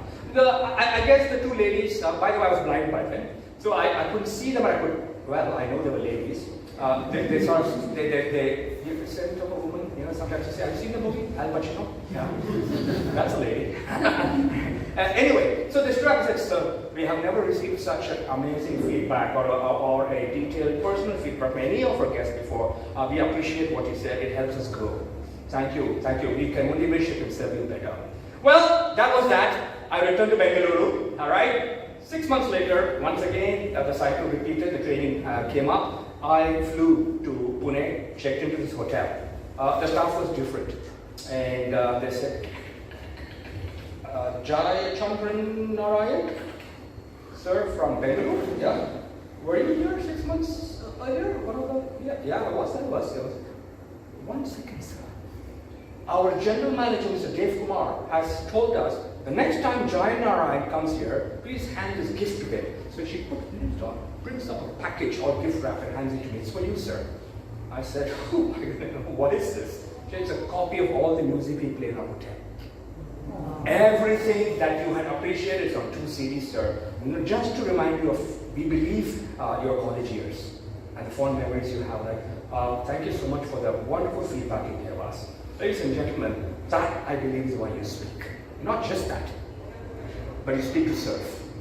You speak to serve because you help organizations grow. You speak to serve because you help people become better versions of their own selves. In that process, a society improves, a whole region improves, a country improves, the world improves. But who knows, we talked about Venus and Mars all today. All this improvement is, it just goes on. I have absolutely no idea. The flies love a professional speaker. So, you speak to serve. And finally, the third one is you speak to reinvent yourself. And I'll tell you what I mean by that, ladies and gentlemen. Well, nearly 25 years ago, I think it was 2000, just before the year 2000, so about 24 years ago, I was working as a graphic designer in Japan. I was a qualified architect by then. I was also passionate about drawing, painting, illustration, photography. You heard the introduction earlier. However, I was diagnosed with this incurable eye condition, and I was told that I'm going to go blind. And it started to happen. This was 25 years ago, right? So I won't go into the graphic details of how I lived through all that harrowing times. That's a speech in itself. However, it so happened that I had to quit working as a designer and as a photographer, painter, architect, everything visual. I had to just stop. And I was desperate because I was living in Japan, one of the most expensive countries in the world, ladies and gentlemen. I was alone, and I had no idea what my future had in store. Fearful, anxious, until my Canadian neighbors in Japan at that time told me, Jai, you know something? We know each other very well, right? You kind of speak very well. Why don't you develop your other senses and try becoming a speaker or a trainer as a communication skills trainer in Japan? And initially I was uncertain, but it did ring, it's an aha moment for me. I never thought of it. And so I appeared for an interview for one of the most leading language centers in the world, ladies and gentlemen, in its branch in Japan. I was at the interview rejected when I handed them my passport because in gold letters it said citizen of India. Alright? So the interviewer, a British gentleman, okay, he just threw it back at me across the interview table and said, automatically rejected. Oh, we have never hired any non-native speakers of the language at this institute. No, I'm extremely sorry. So I looked at him and initially my heart fell. Then I said, sir, you can always make one exception. Isn't there always a first chance? Give me a chance, just give me one chance. Give me one chance, and if you're disappointed, you can fire me tomorrow. So there was silence for a while, and then he said, what do you bring to the table? I said, I bring nothing to the table, sir, because you don't need me at this table. You need me in your classrooms, where I shall bring energy, excitement, enthusiasm, and passion, and I shall ensure it is transferred to your customers because they are paying. You don't need me in this room here, sir. You need me in your classroom. He looked at me and said, you're hired. And as it happened, I was the only Asian faculty ever to be hired by the non-native speaker of the language in this institute.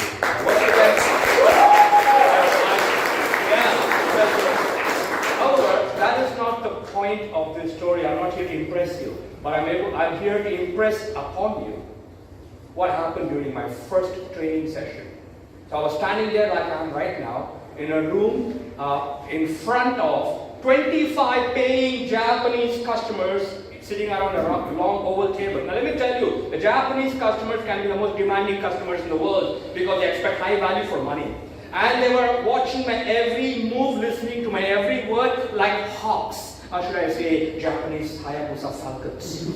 Right? And I was shivering so that my legs and hands were trembling like autumn leaves in a hurricane. Beads of sweat the size of bullets were falling off my face onto the carpeted floor in an air-conditioned room. I had no reason to sweat. But that was 25 years ago, ladies and gentlemen. And I have a simple question for all of you today. Do you see my legs and hands trembling like autumn leaves in a hurricane? No. Right now? No. Unless it's for demo purposes. Do you see beads of sweat falling off? Now the obvious answer is no, right? So what changed? Well, it was a constant process of reinvention, ladies and gentlemen. Yeah? And I found the core meaning to every address I delivered to any organization. And I think that's the reason why you speak. If I could give a quick recap, what is the first one you speak to? The second one you speak to? And finally you speak to? So that you find your voice, you find your purpose, and you find a message that you would want to share with your audience. And I think this works because I've already completed 3 paths in the Pathways program. I know that you work with any program, any project, regardless of the desired outcome. You don't have to come up on stage to talk about leadership styles, the same old that 100 other people have been telling you, or communication styles.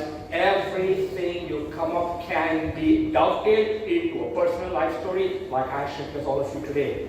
When I started off with the Majesstine story, for example, or it was a staying hotel in Pune, right? Or it was an interview, right? Everything we map to a personal life story. No one can copy it. Most importantly, it is your own life, and no one can contradict it, right? And no one can complain that this was plagiarized from ChatGPT. It's your life, right? So my recommendation is go up on stage to help.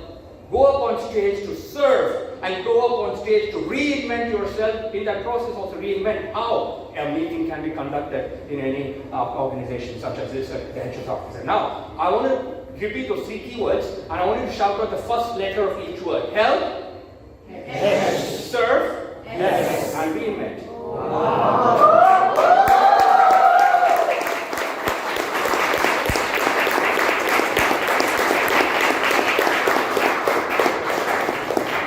Now, what have you realized? You all realized you are all at the right place, at the right time, under the right leadership, in the right program, the right projects that you choose, and the path you have chosen.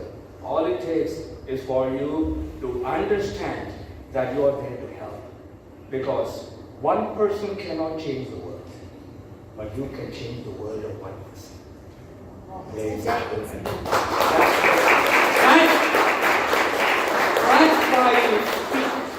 That's why you speak. Not to be an orator or to collect trophies in your cupboard. If that happens, brilliant. That's the icing on the cake. That should not be your objective. Your objective is to change lives. Mr. J, it's green. Yes, green. Thank you. All right, good. So I'm going to leave the address. I'm going to open it for questions. I'm going to leave you with this final comment and a thought for all of you, which is don't wait to become a big, good speaker and to go up on stage. Keep going up on stage so that one day you become a good speaker. All right.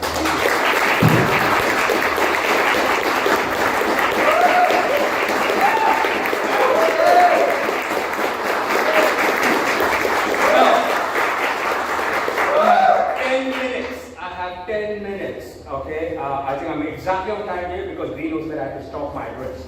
I've got yellow and red left now. Any questions about life, love, romance, leadership? Hi there. Yes, please. Names. I'm Harish. Good evening. Hi, good evening, Harish. So you often talk about talking about personal stories, right? Yeah. But sometimes there's only a set of stories that can create. Yeah. But if you look at the world, there are so many stories. Yeah. So in Toastmasters, people often talk about your story. But why not just avoid personal and try to talk about something unrelated, something different? You have to repeat the last part of the question. What exactly is the question? My question is we often emphasize on personal stories. I do. But my question is why not let's say try to talk about something outside what's happening around the world, for example. Have you ever switched on the TV? Have you watched Arnab Goswami's Republic shows?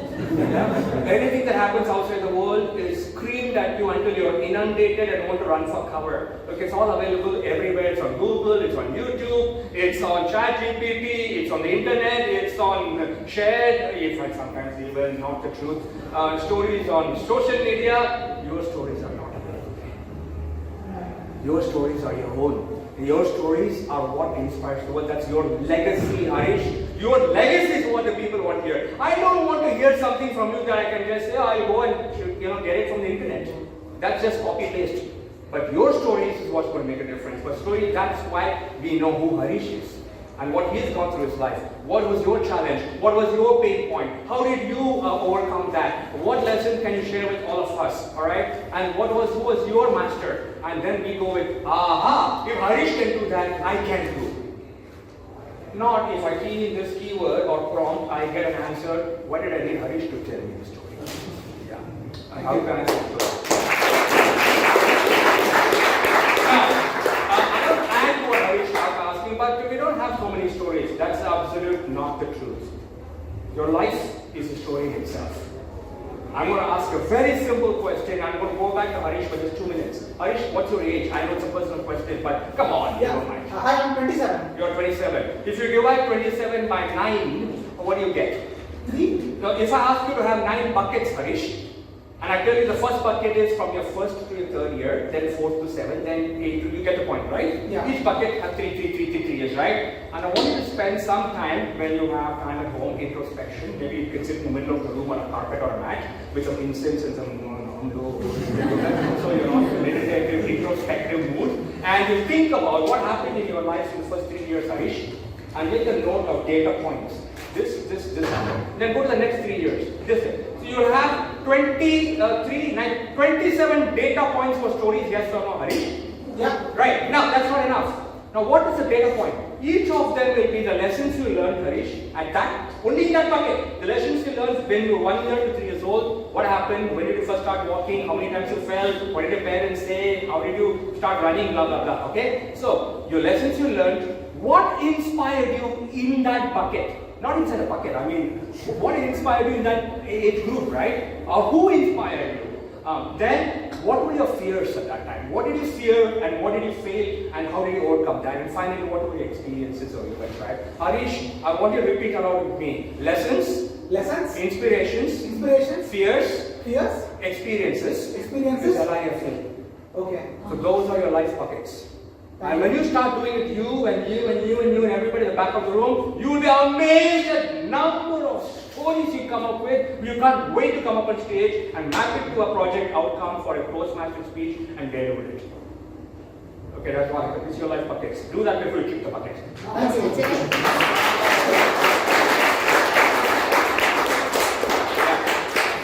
One more. Mr. Jay, it's yellow. Yeah, I got it. Yellow. What are things and techniques you personally use? Who's asking the question? Your name? Sorry, this is Charlie. Charlie. Charlie. How do you spell it? CHARPI. Okay. Hi. Go ahead. Hi. So the question is, what are the things and techniques you personally use to become a good speaker? What are the techniques I use to become a good speaker? Yes. The techniques? Yes. Well, the one technique is don't move around too much.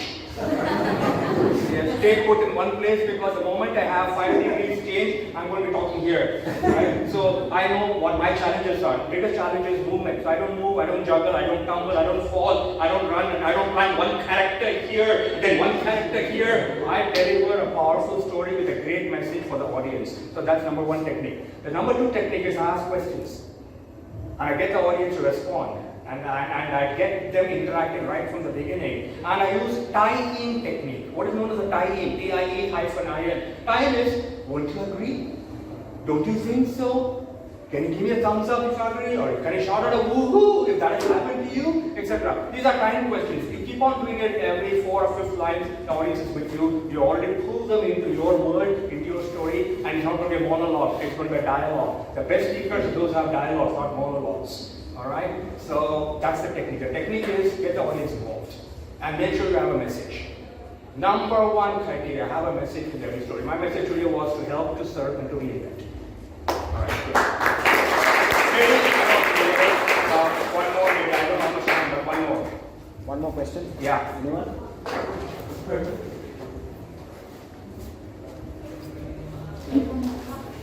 I'm hoping that this is adding some value also. You guys there? Are all right with me? Yeah, question. Hi Jay, my name is Renuka. Renuka. Yeah, like how you answered, I'm also into bird photography and art, like photography and art. Bird watching or bird? Yeah, both bird watching and bird photography. Okay. But sometimes when I'm talking about things that makes my heart beat faster, Yeah. I'm not able to relate to the audience. They're like, why do we care? Like, we don't like birds. We don't like photography. Why do we have to listen to you? Is Renuka right? Yeah. Okay. How do we make our passion relatable to the audience in the sense that they go back home with something that, you know, that they can take back? Renuka, the first thing is know your audience. Okay, number one. And I would like to rephrase it by saying know your pal, P-A-L. So Renuka, P-A-L is your purpose. Why are you speaking to that particular audience? Are they all bird lovers? Are they all photographers? Or many of them are? Are they enthusiasts? Or they want to hear about hobbies and interests, etc.? Are they that? Or are they all stockbrokers? Or they all talking about London Stock Exchange and stuff like that? But nothing to do with birds, right? Right. So you got to know your purpose, Renuka. You got to know your audience A, and you got to know your logistics as to how long you have, how much time to talk about it, all that. Okay? That's a training I do it separately altogether. But Renuka, if you know your audience well enough, you will be able to relate to them, and more importantly, they'll be able to relate to you. If you're going to talk about, to the audience who are all, accountants or lawyers about bird watching stuff, they're probably not going to be interested. They'll be switching off. Okay? So I know I'm not asking you therefore to always address only bird watchers. Right? But what you got to know is, what is it about Renuka? What is it about your hobby as a wildlife or a bird photographer that can be mapped to life? What did you learn about birds that you think we can learn from? Can you give one example? They live in the present. Yes. And you got a speech there already. Okay. You got a 5 to 7 minute speech. Just bring 3 points about birds and what you learn from them. Shall I tell you what it is? Yes. I can tell you that dogs teach us unconditional love, cats teach us independence, birds teach us freedom. So you have an amazingly powerful speech being a wildlife bird photographer where you can address an audience regardless of whether they're lawyers or stock exchange people or stockbrokers or doctors or brain surgeons. You tell them, you know what birds taught me? They taught me this. Here's the message for all of you. We learn from them to be, free or to be in the present, to be in the moment. You got a fantastic speech. Thank you. Yeah.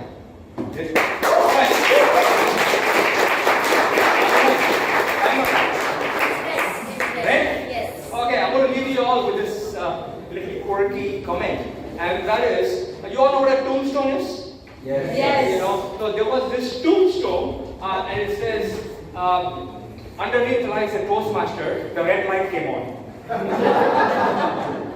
So on that note, ladies and gentlemen, I conclude my address, but not without telling all of you, you've been an amazing audience. And I absolutely love the energy. Being totally blind, I feed off what I hear, taste, smell, touch, and feel. And all of them felt good.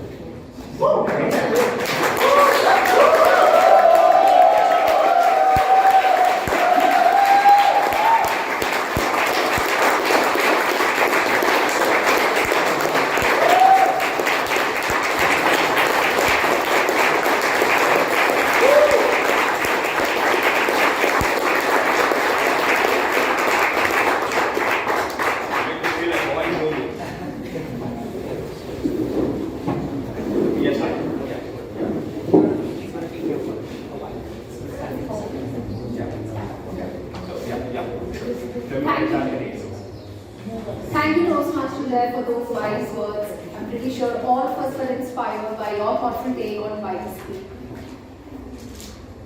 Thank you from me as well. Anoushka, everything that is great must come to an end. But wait, doesn't every end have a new beginning? What? Yes. I'm pretty sure all of us here have learned or picked something in some form or the other that we can take away from today's meeting. For example, I'm pretty sure everyone knows my name better now. What is my name? Okay, that actually kind of made sense. Ladies and gentlemen, thank you for being such wonderful and lovely hosts. We had a blast. We hope you did as well. With that, we, your hosts, she, Anoushka, He, Ehab, are signing off.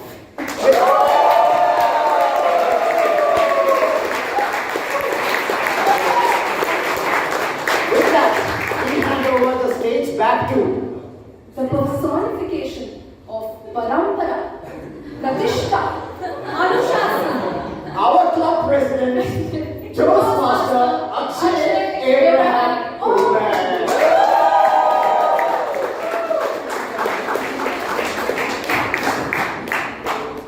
That was fun.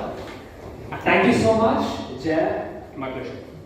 I have to tell you, I've been in this fraternity for 5 years and I'm just going to keep this really short. There are a handful of people that always remind me that this is the fraternity I should be at, I should keep going at, and Jay, since the beginning, you've always been one of them. Thank you. Thank you so much.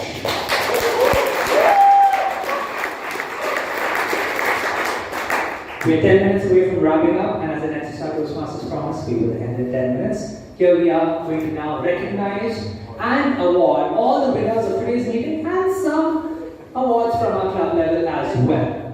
Let's start with a few educational awards. Before I begin, may I invite our area director and our division director to please come on stage and present the awards to our members. Everyone give a huge round of applause for the area RSP director of your president and the division director, practice name, Vanitha. Let's get everyone.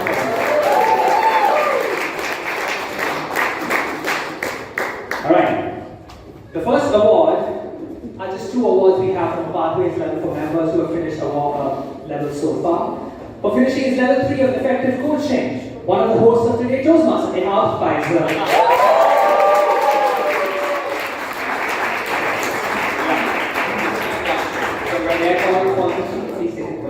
Keep going, man.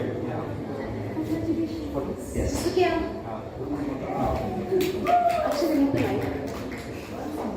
Thank you. The next award is going for all the monthly winners of September 2023. So in HSR Toastmasters, we have both officers and associates to the officers, and every month we recognize the best officer and associate. The best associate of the month for September 2023 is Toastmaster Sahana Srinivas.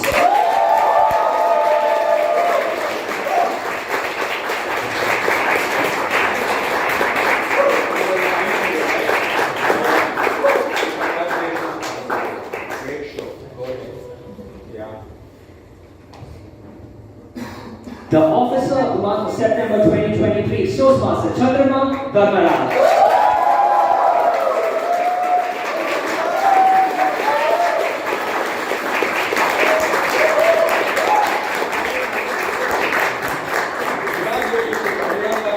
Chandrama Dharmaraj.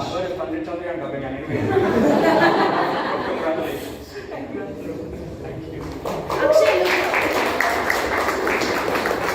The Evaluator of the Month, which is an award given to the best evaluation speech for September 2023. For his speech evaluation delivered at meeting 369 conducted on 16 September 2023, Toastmaster Ehab Pfizer.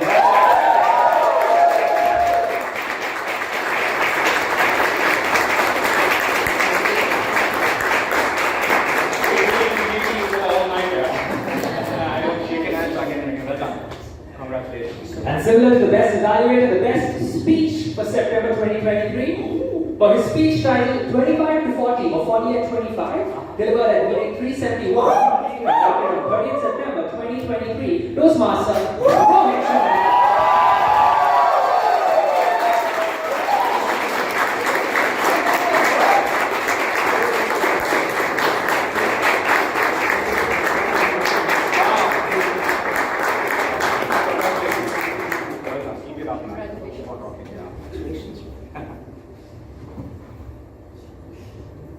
And finally, the Toastmaster of the Month, someone who has shined across all departments in her contributions, our Vice President of Membership, Toastmaster Carol Joseph.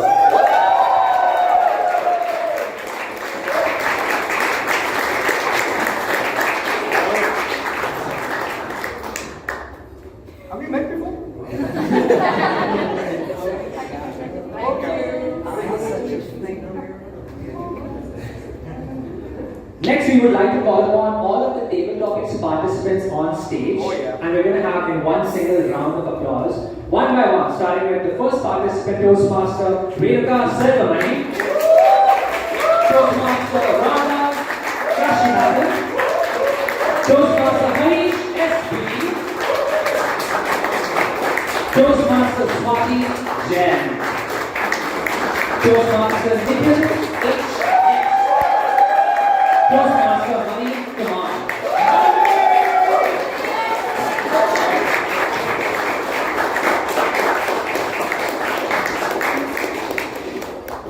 Let's take a quick group picture, after which I request all the participants to please stay on stage. Come closer.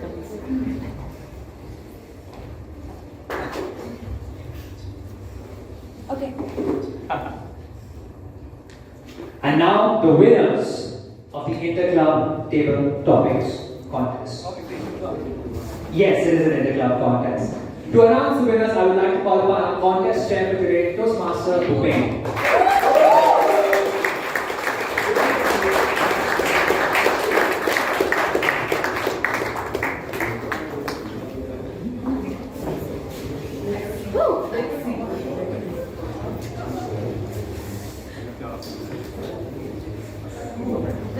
Hello everyone, I'm back.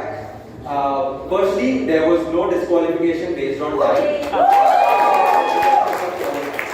Okay. Starting with third place, we have Nikhil HS.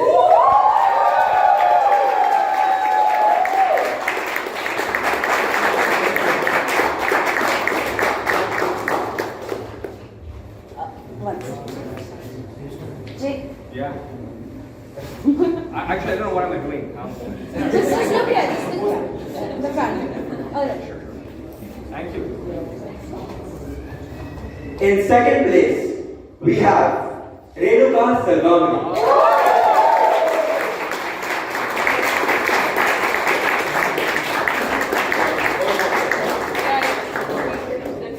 All right, everyone look here. 3, 2, 1, go. Thank you. Well done. Congratulations. And the winner of the Interclub Table Topics Contest is Mani Kumar.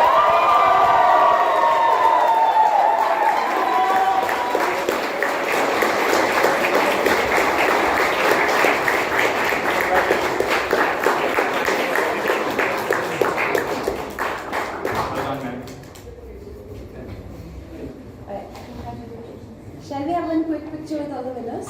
Yes. Okay. 3, 2, 1, go. Done. Thank you.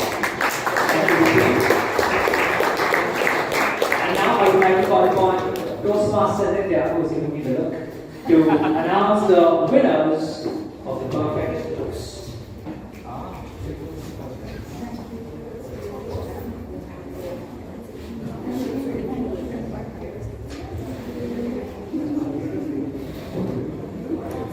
Just an announcement.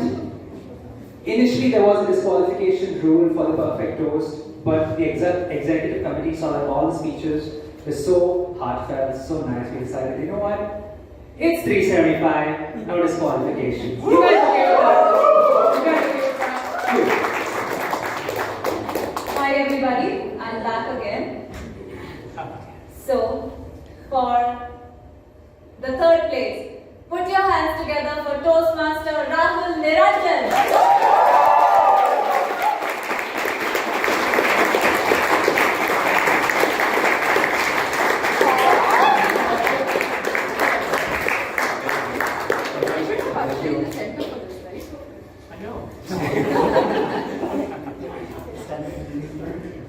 3, 2, 1, go. The second place, put your hands together for Toastmaster Nikhil Gupta.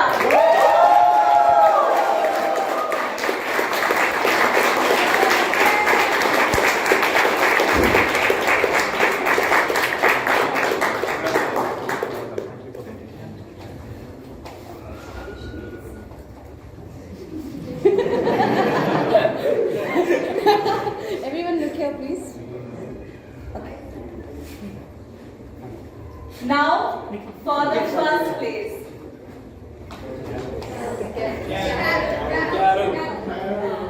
I think it comes with no surprise. Put your hands together for Toastmaster Carol Joseph.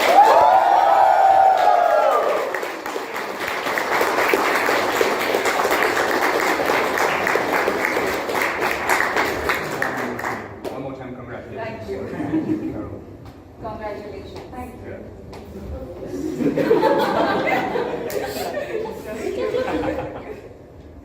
Thank you so much. Thank you so much. Namita and Ajay, you guys may make your way on the stage. Part winners as well.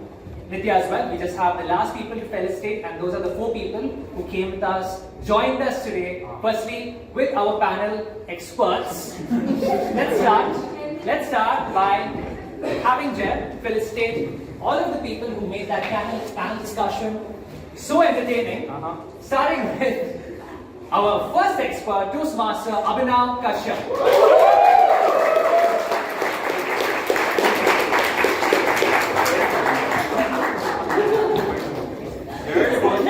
Absolutely loved it. Absolutely loved it. I like your humor. Thank you. The second person is Toastmaster, distinguished Toastmaster, and he's a distinguished Toastmaster as well. Of course. Abhinav. Distinguished Toastmaster Arundhuti Basu. Yeah, there you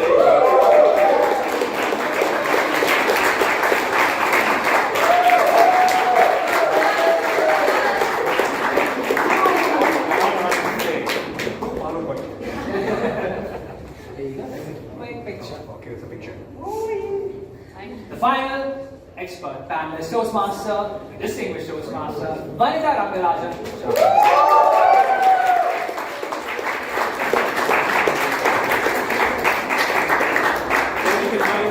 call it virtual reality VR. Thank you. Quick picture. I Vanitha as always. One picture? How about everyone? Yeah, let's see.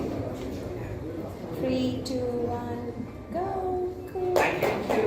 And now, of course, yeah, there's only one person left to felicitate, and I won't take too much time. Can please have very quickly, come as fast as you can, all the executive committee members of the HSR Toastmasters Club, officers and associates alike, come on stage. Very quickly.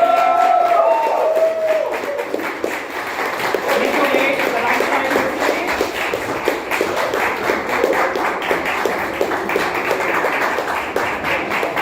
Toastmaster Jay, if I could, I would have put all 100 people on the stage to felicitate you.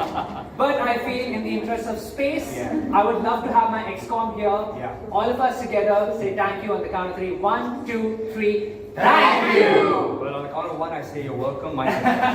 Here you go. Let's hear it for Jay one more time.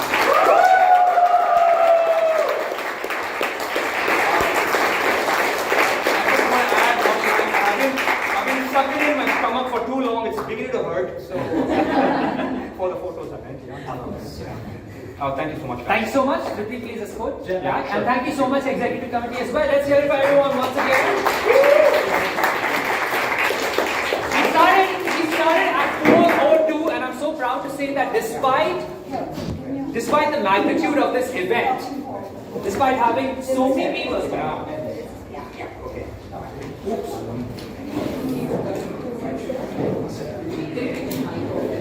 Got it, Mike.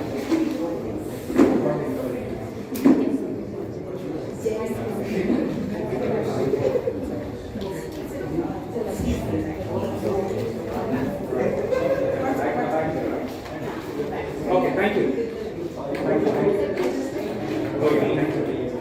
I would like to announce. Thank you. I would like to announce that we are 1 minute behind schedule, but given all that we saw on the stage today, and in the interest of time, one big huge round of applause for the event chair and all the people who ran this event so perfectly.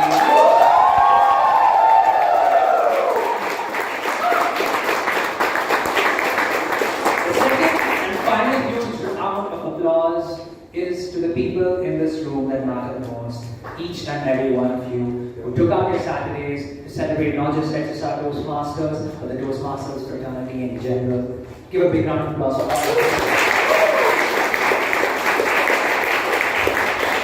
I would like to end with one final video and just say that HSR, happy birthday.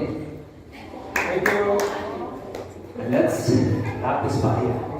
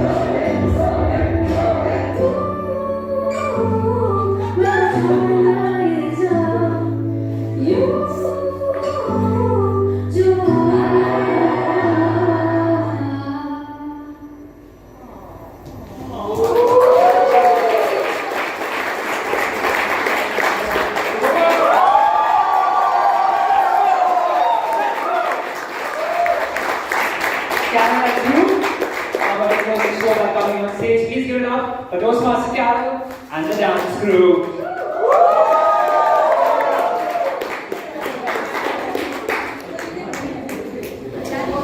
Guys, time is money. Let's go, let's go, let's go, let's go. Okay, go.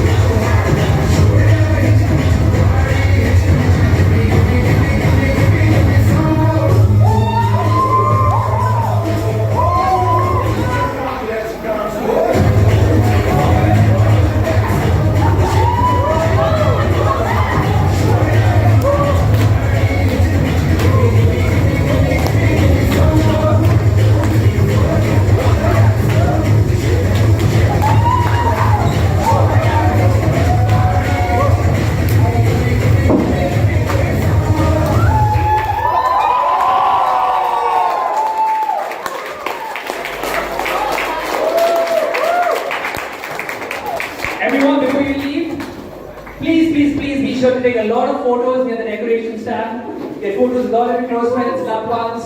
Again, Instagram, @HSR Toastmasters, tag us. I hope you had fun. Did you have fun? Thank you, and good night. Thank you.